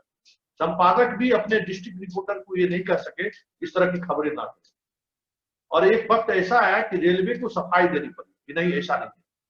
और धीरे धीरे हम खुद अपना अनुभव बता रहे हैं कि ये भी स्थिति बनी कि रेलवे जिस यात्री को लेकर, जैसे गोवा से लेकर कुछ यात्री जो नॉर्थ ईस्ट के रहने वाले थे उनको लेकर वो जब तक जैसी बिहार में वो ट्रेन प्रवेश की, सारे रिपोर्टर को जो रेलवे देखते थे या जो एडिटर थे उनको उनका लिंक दे दिया गया कि देखिए ट्रेन कैसे बिहार आ रही है। और उसमें वहां उसमें जो ट्रेवल कर रहे हैं उनका च्वाइस का ख्याल रखा गया। जैसे नॉर्थ ईस्ट के जो लोग थे पिछले 4-5 दिनों से चावल नहीं खाए थे तो पटना में उनके लिए वेजिटेरियन खाने की व्यवस्था की गई थी, बिरयानी थी। और रेलवे जो बजाते जो पहले खबर करने से रोकते थे, लोगों को स्टेशन तक ले जाने लगे कि देखिए हम ये व्यवस्था कर। ट्रेन में यात्री जो मजदूर आ रहे हैं उनको टिकट नहीं लग रहा है, 85% भारत सरकार दे रही है। ये जो चीजें जो भ्रम फैलाने की कोशिश हुई, उसी मीडिया रिपोर्ट के सहारे उन चीजों को सामने लाया गया कि नहीं, सारे के सारे पैसे मजदूर को देना पड़ रहा है। जब ये चीजें सामने आई तब बिहार सरकार कहा कि नहीं, जो भी पैसा लगा है वो जब क्वारंटीन सेंटर पे जो लोग रहेंगे जब वापस लौटेंगे उनको हम उसके ऊपर से 500 रुपया, मतलब जितना टिकट लगा है वो टिकट और 500 रुपया ऊपर से देके उनको विदा करेंगे। ये एक मीडिया, हमको एक क्रॉस कह सकते हैं कि ये इस तरह से मीडिया हाल के दिनों में किसी इशू को लेकर प्रबंधन उस तरीके से फेस नहीं किया सरकार से। जो चीजें सामने, ये एक पॉजिटिविटी हमको देखने को मिला। बिहार देश के भी मजदूरों को लेकर जिस तरीके से एग्रेसिव होकर खबर मीडिया ने चलाया है, हमें नहीं लगता कि शासन व्यवस्था में कभी इस तरह से देखने को मिला। मीडिया जिस तरीके से उन्हें क्वारंटीन सेंटर को लेकर ही बिहार सरकार ने पहला काम किया कि आपदा प्रबंधन एक्ट के सहारे मीडिया को क्वारंटीन सेंटर पर जाने पर रोक लगा कि आप वहां रिपोर्टिंग करने नहीं जाते। तो उन्हें पता ही नहीं था कि भाई आज जो भी मजदूर है उनके पास तो ड्राइव होगा, वो वहीं से रिकॉर्ड करके देना शुरू कर दिए कि देख लीजिए ये हमारे यहाँ क्वारंटाइन सेंटर में क्या हाल है, एक ही बाथरूम में 85 आदमी लाइन में लगे हुए हैं, देखिए महिलाओं के लिए जो बाथरूम बनाया गया है। मतलब 24 घंटे के अंदर जो चीजें वो रोकना चाहते थे सारे मीडिया लाइव चलाना शुरू कर दिया कि देखिए फलाना जगह क्वारंटाइन सेंटर में सांप निकला है, आप मच्छरदानी नहीं दे रहे हैं। ये सरकार पे एक दबाव बना, वहां क्वारंटाइन सेंटर के लोग मजदूर बोलने लगे बताइए हम लोग वहां से बच के आए और जिस तरीके से अब कौन कहां से आ रहा है हमें पता ही नहीं है, और उनके साथ हमको रहने दिया जा रहा है। अगर ये कोरोना पॉजिटिव निकल गया तो मेरा क्या होगा? तो ये एक पॉजिटिविटी मीडिया के सामने है और उसका असर भी बिहार सरकार पर पड़ा। वो चाह के भी उस खबर को नहीं रोक सके और धीरे धीरे तब क्वारंटीन सेंटर को हम कैसे बंद करें या फिर उन्हें गांव तक कैसे पहुंचाएं, ये डिबेट शुरू हुआ। इसमें एक मीडिया की बड़ी भूमिका रही। और अब सरकार की प्लानिंग, आपका एक सवाल था कि प्लानिंग मजदूरों को लेकर ये, इस बार मुझे अनुभव हुआ कि जितना इंफ्रास्ट्रक्चर गांव में डेवलप हो चुका है कर्मचारियों को लेकर के, तो अभी आप 24 घंटे के अंदर भी अगर कोई डाटा चाहे तो आप गांव से मंगा सकते हैं। तो हर पंचायत में आंगनबाड़ी सेविका, उसकी सहायिका, एक विकास मित्र है, मतलब 7-8 ऐसे लोग काम कर रहे हैं जो रोजाना गांव के लोगों से मिलते जुलते रहते हैं। भले उसका इस्तेमाल नहीं किया जा रहा है, ये अलग बात है। उन्हें ये जिम्मेवारी दी गई कि जो भी लोग बाहर से आए हैं उनकी सूची बना के दी और वो सूची हर पंचायत में है। हर पंचायत में 7-8-10 गांव हैं, हर गांव में आंगनबाड़ी सेविका है। तो वो सूची 48 घंटे के अंदर सरकार के पास पहुंच गई। अब सरकार इस पे काम कर रही है, जितने मजदूर आए हैं उसमें उनके अंदर क्या स्किल, वो उसका एक डाटाबेस तैयार किया जा रहा है। उसी डाटाबेस के आधार पे कल जो प्रधानमंत्री जिस योजना का शुभारंभ किए हैं, जैसे खगड़िया में उसी डाटाबेस के आधार पर उनको पता चला कि 445 स्किल मजदूर हमारे यहाँ आए हैं जो प्लम्बरिंग का काम करते हैं। अलग अलग, मतलब प्लम्बर मतलब पूरी तौर पे नहीं, लेकिन पाइप लगाने का काम, जोड़ने का काम, ये सब वो जानते। तो कल 445 ऐसे प्रवासी मजदूरों को काम दिया गया जो स्क्रीनिंग के तहत आ चुके। ये एक स्क्रीनिंग की व्यवस्था हो रही है, उसका सरकार कैसे इस्तेमाल करती है ये कहना बड़ा मुश्किल है, लेकिन डाटाबेस एक तैयार हो जाएगा। जो बिहार के मजदूर जो लौट के आए थे वो उसमें किस तरीके के स्किल लोग थे ये। और कोरोना को लेकर रणनीति की बात भी सर की थी कि वो क्या लगातार टेस्टिंग को लेकर ये चीजें बदलती रही है। देखिए कोरोना को लेकर ये सरकार और फिर मजदूरों को वापसी को लेकर भी एक सवाल इनका था। दोनों सवाल पर साफ हम जवाब देते हैं। देखिए नीतीश सरकार 2 मामले में शुरुआती समझ रही है। कोरोना जो कोटा में जो बच्चे पढ़ रहे थे हमारे, उसको लेकर और मजदूरों को लेकर, देखिए ये बिहार नहीं लौटे। इसकी एक वजह ये रही कि इनके पास खजाना इनका खाली था, इनके पास पैसे नहीं और चुनावी वर्ष नवंबर में चुनाव होना है। ये लोग आएंगे और इनको अगर हम सुविधा मुहैया नहीं करा पाए तो फिर समस्याएं होगी, लोगों के खिलाफ आक्रोश बढ़ेगा। इससे बेहतर है कि ये लोग वहीं रहें। हालांकि इसका निगेटिव एस्पेक्ट भी है और इनको इस चुनाव में हो सकता है कि उसका ये जो 2 बातें हैं इसके कारण इनको नुकसान भी हो सकता है, ये देखना अलग चीज। यही वजह है कि इनके पास पैसे नहीं है जो क्वारंटाइन सेंटर भी चलाने के लिए लंबे अवधि तक नहीं कर सके, इसकी एक वजह रही। और कोरोना को लेकर तो देखिए ये किस तरीके से कोशिश माहौल बनाने की कोशिश इन्होंने की, जैसे मरकज को लेकर देश स्तर पर माहौल बनाने की कोशिश हुई, उसी तरीके से बिहार में जब कोरोना के मरीजों की संख्या बढ़ने लगी तो ये तो खुद सरकार की तरफ से नहीं, सरकार डाटा उपलब्ध कराने लगी मीडिया को कि आज 1100 पॉजिटिव मरीज आए हैं जिसमें 800 प्रवासी मजदूर हैं। अब देखिए ये डाटा आने लगा, मतलब ये कोशिश हुई सरकार की तरफ से कि नीतीश कुमार ने ये निर्णय लिए थे कि भाई ऐसे लोग प्रवासी मजदूर को हम क्यों रोकना चाह रहे हैं, वो अगर आए तो यहाँ बीमारी फैल जाएगी। तो देखिए ये डाटा बता रहा है कि हमारे बिहार में जो बीमारी फैल रही है उसके लिए प्रवासी मजदूर जिम्मेदार है। ये कोशिश, इस नैरेटिव को चलाने की कोशिश हुई, लेकिन 2-3 दिनों के अंदर जिस तरीके से पब्लिक का रिस्पॉन्स आया वो रिस्पॉन्स के खिलाफ जाने लगा। ये मरकज वाले सेंटीमेंट नहीं उभार पा रहे थे मजदूरों को लेकर, क्योंकि हर घर में किसी के घर में किसी का रिश्तेदार मजदूर के रूप में वो वापस आए थे। ये अलग बात है कि उस तरीके के मजदूर को गांव में जाने पर उसका इम्पैक्ट ये हुआ, लोग जाने के लिए नहीं दे रहे थे, स्कूल में कह रहे थे रहने के लिए, ये रहा। लेकिन इनकी ये कोशिश हुई कि उसको अगर हम रोके थे, उसका एक माहौल इस तरीके से बिहार में बनाया जाए कि सरकार का ये निर्णय सही था, मजदूर को नहीं आने दिया देना चाहिए। लेकिन ये बातें आगे नहीं चली। अब जो कोरोना को लेकर रणनीति की बात करें तो अभी भी बिहार में बहुत कम टेस्ट हो रहा है और टेस्ट हो तो मजदूरों की तो हमें लगता है कि संख्या काफी बढ़ेगी। लेकिन एक चीज जरूर है कि जो फर्स्ट फेज में जो मजदूर आए थे, लगभग 2.5 लाख आए थे शुरुआती लॉकडाउन के 1 सप्ताह के अंदर, उसमें एक भी कोरोना पॉजिटिव नहीं। ये बाद के दिनों में जो ट्रेन चलाए गए हैं उसमें लगभग 10-15% कोरोना पॉजिटिव है, लेकिन उसमें भी जो प्रतिरोधक क्षमता मजदूरों को काम करने की आदत है, जो अभी तक कैजुअलिटी हुई है उसमें एक भी मजदूर पर के लोग नहीं। ये एक चीज है। और अब जो नए लोग बीमार पड़ रहे हैं, कोरोना पॉजिटिव हो रहे हैं, उसको भी कैसे कोरोना पॉजिटिव हुआ ये अभी सामने नहीं आ रहा है। लगातार आज भी लगभग 200 मरीज कोरोना पॉजिटिव बिहार में आए, लेकिन सब में सिम्टम है। अब पहले ये होता था कि भाई आप ट्रेवल हिस्ट्री है तो आप उनकी जांच करेंगे। अब 30 से 40% जो लोग हैं, क्योंकि आप तो आप संक्रमित हैं, आपके अंदर लक्षण है, तभी हम जांच करेंगे। ये भारत सरकार का भी गाइडलाइन है, उसी गाइडलाइन को बिहार भी फॉलो कर उस वजह से। लेकिन अब वो संख्या बढ़ रही है और जो डॉक्टर कह रहे हैं, जो एक्सपर्ट कह रहे हैं कि बिहार में वैसे भी सितंबर अक्टूबर के समय में वायरल इन्फेक्शन काफी जोरों से फैलता है। उस वक्त कोरोना को संभालना बिहार के लिए एक बड़ी चुनौती जी। आई होप पंकज सर को आंसर मिल गया होगा। उसमें मेरे भी बहुत सारे क्वेश्चंस के आंसर मिल गए। पंकज सर कुछ कहना चाहते हैं या फिर क्वेश्चंस के साथ आगे? नहीं, मैं मुझे एक यहाँ आंसर से कुछ कहना चाह रहे हैं, उनसे भी पूछ लीजिए। आंसर से ज्यादा जरूरी है कि मैंने बातचीत से कुछ थोड़ी सी भी क्लैरिटी बनती है। जी जी। बस मैं सिर्फ एक बात कहना चाहूंगा कि जो हमने सबसे शुरू में कहा था कि क्या ये वापस जाने वाले लोग सिर्फ मजदूर हैं, या मुझे तो सिर्फ मजदूर नहीं दिखते हैं, मुझे और भी मैंने पूरा उनका एक अलग उनको अलग अलग वर्गों में बांट के देखना चाहिए।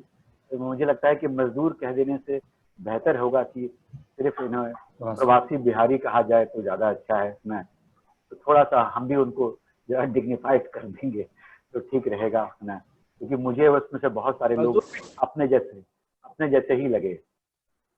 यस सर, हम सभी लोग जो है अप्रवासी अप्रवासी मजदूर ही हैं सर, अप्रवासी वर्कर। बिल्कुल जो कह रहे हैं। जी जी जी, नहीं ठीक बात। लक्ष्मी हाथ रेस किया है, उनसे पूछ लो, कुछ कहना चाह रहे हो तो। जी जी, और आपके पास दो लोग और भी उससे पूछ सकते हो, विजय प्रताप जी भी हैं और एक सुदीप राय भी मुझे दिख रहे हैं। तो ये लोग करते रहे, इनसे भी आप पूछ कहना चाहें तो। शॉल के बाद आपकी आवाज कट रही है, मैं मिस्टर शौर्य से पहले दे रही हूँ। मिस्टर शौर्य बताइए, आप कुछ पॉइंट आउट करना चाह रहे थे। जी, मैं कुछ और जो तमाम डिस्कशन बढ़ा जिस तरह से जिस हिसाब से उसमें मैं कुछ बोलना चाह रहा था, वो ये है कि मुझे लग रहा है कि अगर सरकार की तरफ से बात की जाए कि अभी डिस्कशन हुआ कि गवर्नमेंट की तरफ से क्या हो रहा है, वो कहीं ना कहीं मुझे लगता है कि दो पैरेलल में चलना बहुत जरूरी है। ये संभव नहीं है कि सरकार इस कैटास्ट्रोफ के बाद माइग्रेशन को रोक देने में सक्षम है, वो प्रैक्टिकली भी पॉसिबल नहीं।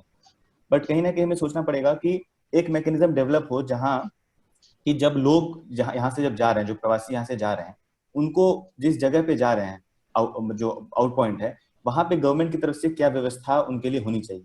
बहुत बेसिक बात है, बहुत बुनियादी बात है, चाहे वो एकेडमिक डिस्कोर्स हो, चाहे डेवलपमेंट का डिस्कोर्स हो, पॉलिटिकल या फिर पॉलिसी का डिस्कोर्स हो। इन सब चीजों में हमें ये सोचना कहीं ना कहीं हम सबको बंद करना पड़ेगा कि अगर मजदूर है तो बहुत तरीके से वो बहुत दूसरे तरीके से वो सक्षम है। जैसे बहुत छोटी छोटी प्रॉब्लम जो हमें ग्राउंड पे काम करते वक्त जैसे मतलब पता चलता गया। फॉर एग्जांपल, अगर कोई यहाँ से विदेश जाता है तो एम्बेसी की तरफ से, सरकार की तरफ से उनको बहुत सुविधाएं दी जाती हैं। कुछ भी दिक्कत होती है तो वहाँ के एम्बेसी वाले खुद उनको आइडेंटिफाई करने के पास डेटाबेस होता है। वो भी इंसानी है, वो भी इस देश के नागरिक है और सरकार की तरफ से ये व्यवस्था उनको दी जाती है। तो सवाल ये है कि जो अपने देश के ही प्रवासी हैं, दूसरे राज्य में जा रहे हैं, उनको ये व्यवस्था क्यों नहीं दी गई। जब हम लोग ग्राउंड पे काम कर रहे थे तो बहुत सारा प्रॉब्लम आया, किसी का कॉन्ट्रैक्टर से लड़ाई हो रहा था जो पैसे नहीं दे रहे थे, ठीक है, या फिर किसी के मेडिकल प्रॉब्लम आ रहा था अपार्ट फ्रॉम कोरोना क्राइसिस। तो जब हम उनके पास जाते थे तो हमें दिखा कि वो कहीं ना कहीं गवर्नमेंट इंस्टीट्यूशंस पे डिपेंडेंस उनका कम था। अगर उनका कॉन्ट्रैक्टर से लड़ाई हुआ तो वो उस कॉन्ट्रैक्टर से आपस में बात करते थे, या फिर जो लोग उनको भेजते थे, जो पंचायत से जो ग्रुप नॉट फॉर्मल कोई रिकॉर्ड भेजता था, उन पे डिपेंडेंसी रहती थी कि आप मेरे पैसे दिलवा दीजिए। जब मेडिकल प्रॉब्लम आता था तो वो बंगाली डॉक्टर जो होते हैं, झोला डॉक्टर जो होता है, उन पे डिपेंडेंसी है।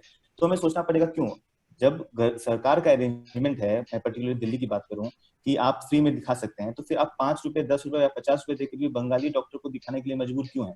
क्यों? क्योंकि उनके अंदर ये सेंस जो एक गवर्नमेंट की तरफ से होना चाहिए, एश्योरेंस होना चाहिए ये तमाम व्यवस्थाएं, चाहे वो पुलिस की हो, चाहे वो एम्बुलेंस का हो, चाहे वो हॉस्पिटल का हो, ये उनके लिए भी है। जब हम उनको लेके जाते थे तो वो बहुत ज्यादा हद तक रिलेक्टेंट थे कि नहीं जाएंगे। हम उनको समझाते थे कि यार ये बड़ी बड़ी मशीन, एक्सरे मशीन, जो सब कुछ होता था, ये ऐसा नहीं है कि उस पर वो माइग्रेंट्स का वो नहीं जा सकते हैं। बट ये क्यों हुआ? कि इसलिए भी हुआ क्योंकि जब मिस्टर शौर्य, आपकी आवाज, हाँ बोलिए। कि जब उनको ये प्रॉब्लम हुआ तो उनके पास कोई नोडल ऑफिसर या कोई point of contact formal way में नहीं था, जो शायद बाहर में जो लोग जाते हैं उनको एम्बेसी की तरफ से या किसी तरह से मिलता है।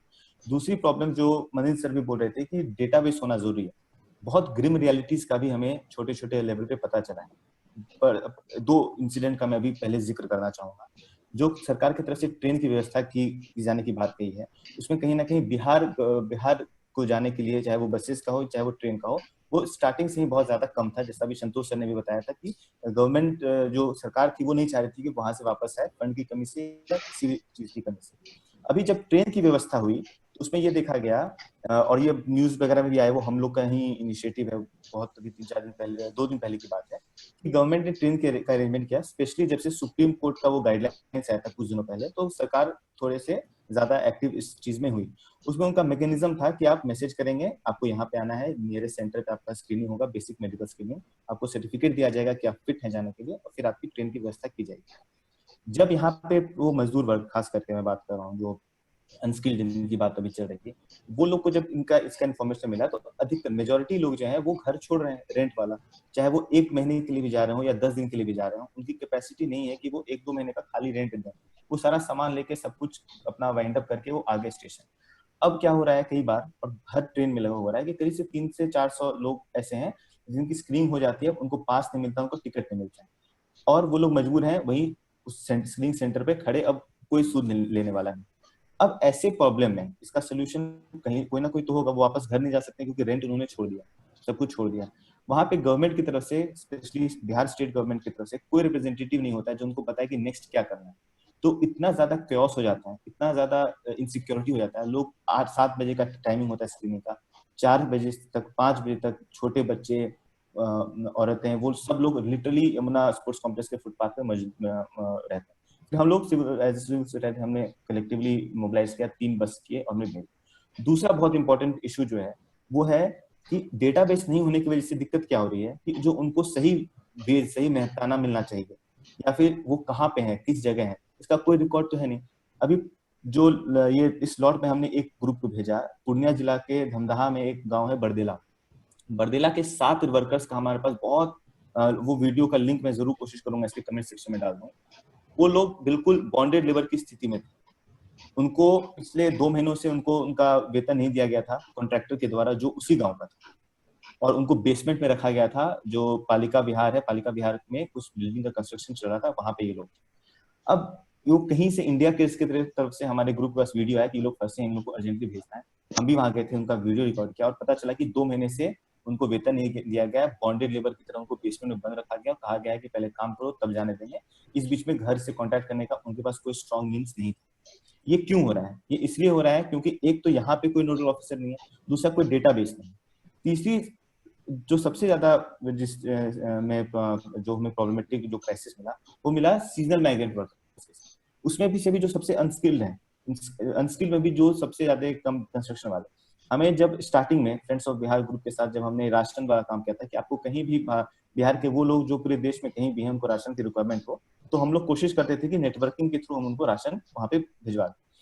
कई ऐसे कॉल्स आए जिसमें जो वर्कर्स हमें फोन पे एड्रेस बताते थे वो एड्रेस वो वहां पे होते ही नहीं। क्यों? क्योंकि जब उनको यहाँ से कॉन्ट्रैक्टर ले जाता था 3-4 महीने के लिए, तो 1 महीने एक जगह काम कराया, दूसरे महीने दूसरी जगह काम कराया, तीसरे महीने कहीं ले गया, इस तरह से, तो उनको सही ठिकाना नहीं होता था। हमें पहले लगता था कि वो एड्रेस बता पाने में असक्षम है 1-2 कॉल पे, तो हमारे क्यों बहुत सारे कॉल्स आते थे, कई बार हम भी इरिटेट हो जाते थे, अरे आपको पता ही नहीं था। चंडीगढ़ से कॉल आ रहा था हमें बहुत बार से, बॉलीवुड टावर है कोई, उसके सामने हम लोग फंसे हैं, बिल्डिंग का कंस्ट्रक्शन कर रहे थे, कॉन्ट्रैक्टर तो भाग गया, अब हम लोग कुछ खाने का पीने का नहीं है हमारे पास। हम वहाँ पे अपना नेटवर्किंग के थ्रू अपने वॉलंटियर्स को भेजते थे, पता चलता था कि यहाँ बॉलीवुड टावर ही नहीं है, ये वो जगह ही नहीं है यहाँ। फिर हमें रियलाइज हुआ कि उन्हें पता ही नहीं था कि पिछले 10 दिन पहले जहाँ थे उसके बाद से उनको उठा के जहाँ ले जाया गया है वो मोहाली में थे। ज्यादा डिफरेंस नहीं है, बट एग्जैक्ट उनको भी नहीं पता होता था। तो ऐसे इस तरह से बहुत ज्यादा क्राइसिस होता था। तीसरी एक बात है जो अपस्किलिंग की बात हुई है कि जब भी कोई क्राइसिस आता है, चाहे वो नेचुरल डिजास्टर हो, तो जब वो हो जाता है तब यूजुअली हम लोग उसको उसके तैयारी के लिए खड़े होते हैं। ये भी एक तरह का कैलेमिटी है जो आया है, जिसमें सरकार को, सिविल सोसाइटी को, हम इस एकेडमिक प्लेटफॉर्म में जो इस तरह के एकेडमिक प्लेटफॉर्म्स को सोचना चाहिए कि सस्टेनेबल सोल्यूशन या वो किस तरह से हो। कितने ऐसे लोग हैं, चाहे वो प्रोफेसर हो, चाहे वो सिविल सोसाइटी हो, चाहे हमारे जैसे लोग, युवा लोगों की टोली हो, जो इस पे अभी काम कर रहा है।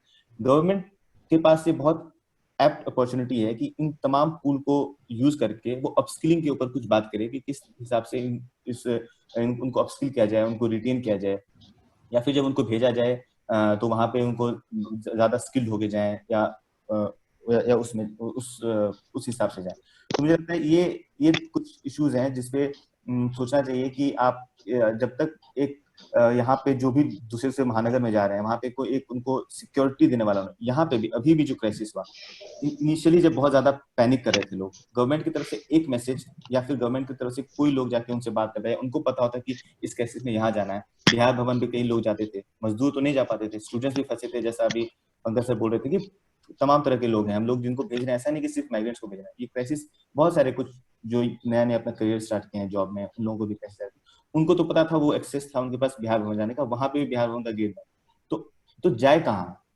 पंचायत में जो फोन नहीं है, वही एज्यूम कर लिया ना हमने कि मजदूर है तो कोई जरूरी नहीं है कि डेली बात करेगा। अरे जब हम लोग अपने घर में प्रवासी हैं, हम भी प्रवासी हैं, हम लोगों को पता होना चाहिए कि घर में क्या हो रहा है, घर से फोन आता है, तो उनको भी पता होना चाहिए कि अगर ले गया है कोई कॉन्ट्रैक्टर तो वहां वो कहाँ है, किस स्थिति में। तो ये वो मौका हम तमाम लोगों को, हम तमाम ग्रुप्स को, अकेडमिक्स को, गवर्नमेंट को, जनप्रतिनिधि को मिला है कि इस पे एक सस्टेनेबल सोल्यूशन की तरफ हम लोग सब लोग मिलकर काम करें। ये कुछ पॉइंट्स हैं मैं बोला था। जी मनोज जी का कुछ सवाल था, वो हो गया उसका जवाब? जी मैं दे रही हूँ। मनोज सिंह जी ने पूछा था, कई बार स्क्रीन पे आया। जी, उनका सवाल है मिस्टर मनोज सिंह का कि क्या प्रवासी मजदूरों का गुस्सा कम हो रहा है बिहार में? सेकंड, क्या आने वाले बिहार चुनाव में प्रवासी मजदूरों का मामला कितना असर डालेगा? थर्ड, क्वारंटाइन सेंटर को बंद करने का फैसले की वजह क्या चुनाव की तैयारी हो सकती है? ये क्वेश्चंस हैं। मेरे ख्याल से संतोष सर दे पाएंगे आंसर। क्वारंटाइन सेंटर बंद करने की एक बड़ी वजह सरकार के पास पैसे नहीं। एक बेसिक वजह ये रहा, जिस तरीके से उम्मीद कर रहे थे कि भारत सरकार उन्हें सपोर्ट करेगी, वो सपोर्ट स्तर तक नहीं मिला है। एक वजह तो ये रही बंद करने का। और दूसरा ये कि क्वारंटाइन सेंटर की वजह से लोगों का इन्वॉल्वमेंट उस इलाके के, जैसे अब जो जिनके बच्चे हैं क्वारंटाइन सेंटर और उनके परिवार वाले लोग, अगर उन्हें कोई समस्याएं हो रही है तुरंत फोन करके मैसेज आ रहा है, तो एक माहौल भी बनने लगा था सरकार के। क्वारंटाइन सेंटर पे लोगों को भोजन ठीक से नहीं मिला है, जिस तरीके से मीडिया में खबरें आ रही हैं कि किट मिलेगा, उसमें सारी सामग्री रहेगी, खाने में दूध तक की व्यवस्था सरकार कर रही है। एक ये भी वजह रही कि क्योंकि गांव-गांव के लोग प्रभावित थे, इस वजह से उन्होंने क्वारंटाइन सेंटर को बंद कर दिया। और सवाल है कि इस मजदूर का गुस्सा शांत हुआ है कि हम जो मजदूर गए हैं उसमें अधिकांश ऐसे मजदूर हैं जो होली के समय आए। बिहार में दो समय में मजदूर काफी वापस लौटते हैं, होली के समय, एक छठ के समय। जो होली में इस बार आए थे जो बंदी की वजह से फंस गए, उसमें अभी जाने वाले में अधिकांश लोग ये गुस्सा इतना है। एक उदाहरण के सहारे कुछ मनोज जी बेहतर समझ सकते हैं। एक ये हम बात कर रहे हैं सीतामढ़ी, 60-65 साल की एक बूढ़ी महिला होगी, इसी तरीके से गांव में बैठ के बात कर रहे थे। वो बाहर निकली और उनकी प्रतिक्रिया की थी क्या था, जरा ये समझ, इससे आप आक्रोश का लेवल आप समझ सकते हैं। वो बोली, देखिए दानव भी जो है ना, मतलब जो राक्षस है, वो भी चाहता है कि अगर आदमी कोई मरने के कगार पे है वो अपना मातृभूमि पहुंचे, मतलब अपना घर पहुंच जाए। नीतीश राक्षस से भी बड़ा राक्षस, वो कह दिया कि हम लाना ही नहीं चाहिए। बताइए मेरा पोता मर जाता है तो चेहरा भी नहीं देखते, मुंह नहीं देखती रहे। मुंह नहीं देखने का जो एक ये जो उसके अंदर का जो दर्द, हाँ कि भाई ये बिहार में या ये चीजें हैं भाई अंतिम समय में चेहरों नहीं देखा, और जो व्यक्ति इसके सूत्रधार बनते हैं उसके खिलाफ बहुत जबरदस्त आक्रोश होता है, खास करके महिलाओं। ये आक्रोश महिलाओं में जो नीतीश कुमार का कोर वोटर है, अभी भी महिलाएं लोकसभा चुनाव में भी जो बढ़ चढ़ कर हिस्सा है, तो महिलाओं की बड़ी भागीदारी रही है, वोटिंग परसेंटेज में भी उस कोर वोटर में इस तरह की नाराजगी है।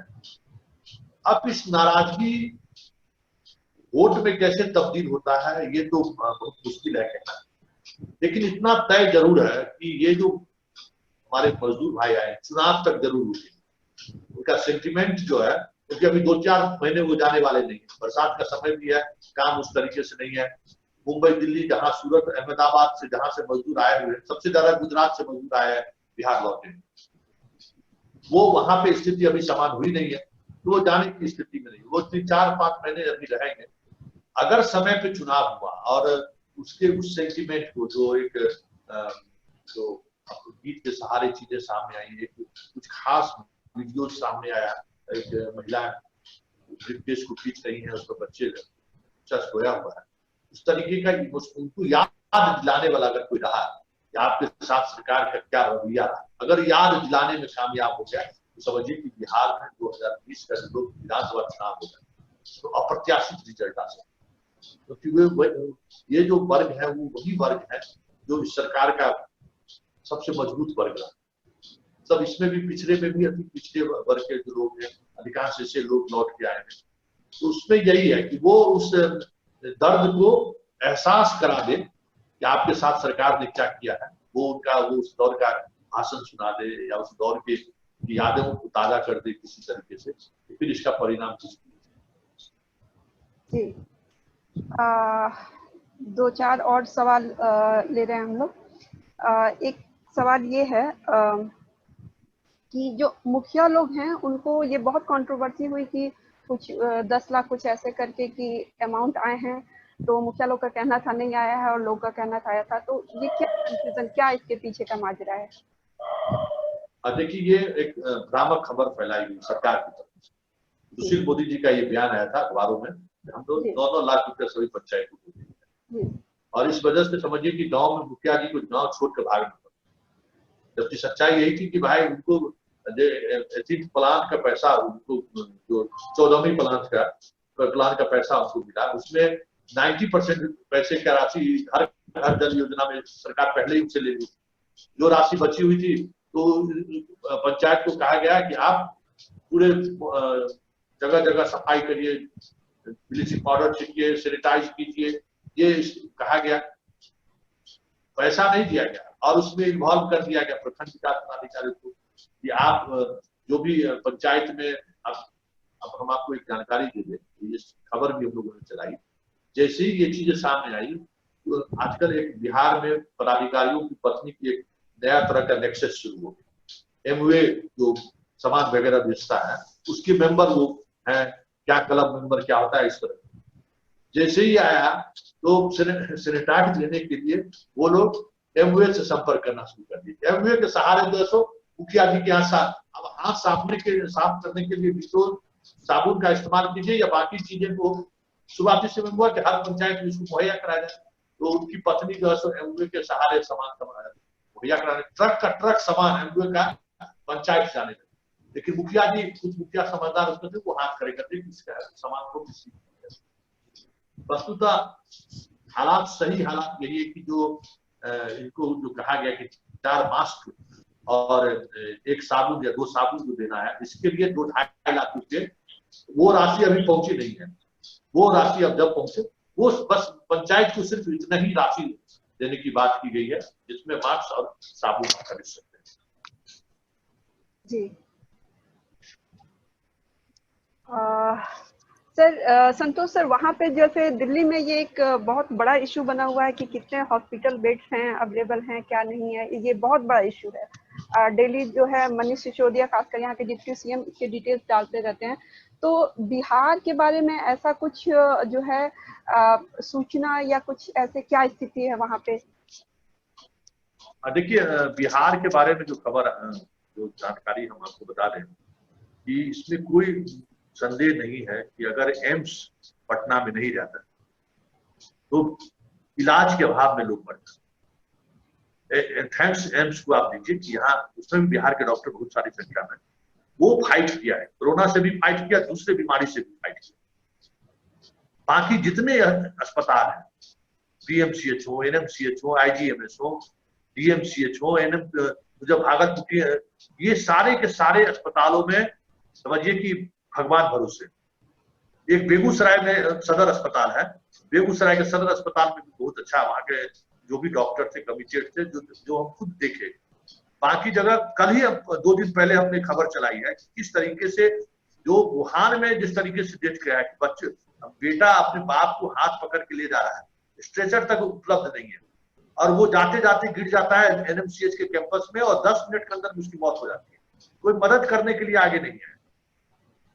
ये आपको हम जानकारी दे दें कि पिछले 3-4 दिनों से मौत की संख्या बढ़ गई है बिहार में। कोरोना से मौत के मामले में एक प्रोटोकॉल है कि जो जिसकी भी मौत होगी एक खास तरीके से उनको पैक करके उनको उनका अंतिम संस्कार होगा। अब सरकार के पास सिर्फ 2 एम्बुलेंस है, जिस एम्बुलेंस पे डेड बॉडी को भेजा जा रहा है, कोई दूसरा एम्बुलेंस वाले ले जाने को तैयार नहीं है। दरभंगा के 3 मरीजों की मौत हो गई एक ही दिन, एम्बुलेंस 2, एक नवादा और गया में भी मौत हो गई। मतलब समझिए कि दरभंगा के दूसरे और तीसरे मरीज को जो डेथ कर गए थे उनके डेड बॉडी को पहुंचाने में 72 घंटे से ज्यादा का समय लगे। जब हंगामा होने लगा तो फिर डीएमसीएच से एम्बुलेंस लेके आया और उसके बाद डेड बॉडी को ले गया। ये तैयारी है। आप ये तय मानिए कि अगर सितंबर अक्टूबर में जिस तरीके से पहले बिहार में फ्लू होता था, अगर उस तरीके से फ्लू हुआ, यहाँ लोग इलाज के अभाव में, कोरोना उसको हो या ना हो, सर्दी खांसी बुखार होगा, कोई डॉक्टर उसका इलाज नहीं करेगा। अभी पाटलिपुत्रा स्टेडियम में बनाया, कल ही सीएम गए, 100 बेड का एक स्वयंसेवी संगठन के द्वारा एक अस्थायी अस्पताल बनाया गया है। ये सारे के सारे आए हुआ, किसी भी अस्पताल में ऑक्सीजन नहीं है आज की तारीख। वेंटिलेटर की तो बात ही छोड़ दी। अभी भी ये बिहार सरकार अनुमति नहीं दिया है कि प्राइवेट में जो है तो आप टेस्ट करा सकते हैं। पूरे देश में ये चीज लागू हो गया है। आप मान लीजिए कि आप कहते हैं कि 250 रुपये में उसको टेस्ट कीजिए, वो कह रहा है कि हमारा खर्च पड़ता है 500 रुपया, हम 600 रुपया में करेंगे, 100 गुना। आप अगर मान लीजिए जिसके पास पैसे हैं वह 400-500 रुपया आप प्राइवेट वाले को अनुमति दीजिए, कम से कम वो लोग तो अपना टेस्ट करा पाए। उसकी अनुमति सरकार अभी तक नहीं दी है। वो अनुमति मिलने के बाद क्या होगा कि पॉजिटिव मरीजों की संख्या बढ़ेगी तो एक अलग तरह का दबाव सरकार पर पड़ेगा। ये समझिए कि बिहार में हेल्थ के को लेकर अगर ये संख्या बढ़ी तो बहुत मुश्किल है सकता। दिल्ली की तो बात ही छोड़िए, दिल्ली वाली स्थिति तो दूर दूर तक नहीं है। यहाँ बेसिक चीजें भी उपलब्ध नहीं है अस्पताल। जी, अब मैं ठाकुर सर अगर हूँ तो कुछ कहें इस पे। मेरे ख्याल से क्वेश्चन आंसर ये हो गए। Thakur sir.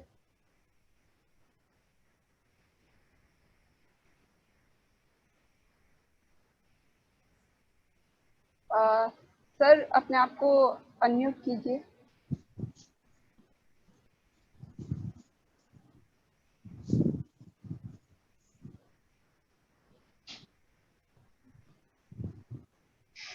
MN Thakur sir सुन पा रहे हैं हमें? लग रहा है डिस्कनेक्ट हो गए हैं सर। और कोई पूछना चाहें सवाल तो पूछ सकते हैं। मेरे ख्याल से फिर हम लोग रैप अप करेंगे। हाँ, मैं सोच रहा था विजय जी कुछ कहना चाहते हैं। विजय प्रताप हैं अभी चले गए? नहीं, मैं कुछ कहना चाहते हो? मैं सुन रहा हूँ। नहीं, मुझे कुछ कहना नहीं। अच्छा, नहीं मुझे भी ज्यादा कुछ नहीं कहना। बहुत ही इंफॉर्मेटिव था और संतोष जी का का भी धन्यवाद मैं करना चाहूँगा। तो लक्ष्मी, 2 काम और कर सकते हैं यदि आपने इसको रिकॉर्ड किया है। जी रिकॉर्ड है। थोड़ा सा रिपोर्ट भी तैयार हो जाए, है ना, तो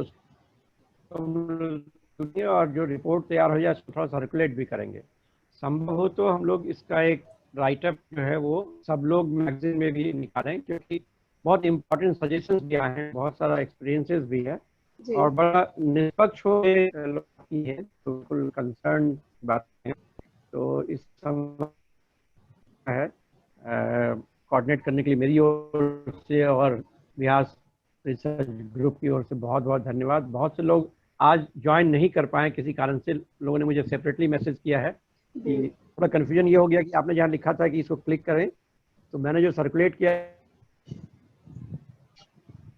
तो उससे नहीं हो पा रहा था, शायद उससे थोड़ा कन्फ्यूजन हुआ है, लेकिन अगली बार ये सब ठीक हो जाएगा। तो वो अभी आप कंक्लूड कर सकते हैं। रिकॉर्डिंग्स भेज देंगे उनको। ठीक है जी सर। जी। धन्यवाद, सर, हमें भी बहुत अच्छा लगा प्रोग्राम। जी, सभी को बहुत बहुत धन्यवाद, स्पेशली संतोष सर को और मिस्टर शौर्य रॉय को। और आशा करते हैं फिर हम लोग जुड़ेंगे, बातचीत हम लोग जो है एक दूसरे के एक्सपीरियंसेस शेयर करके लाभान्वित होंगे हम लोग। सभी को बहुत बहुत धन्यवाद। धन्यवाद। Thank you very much.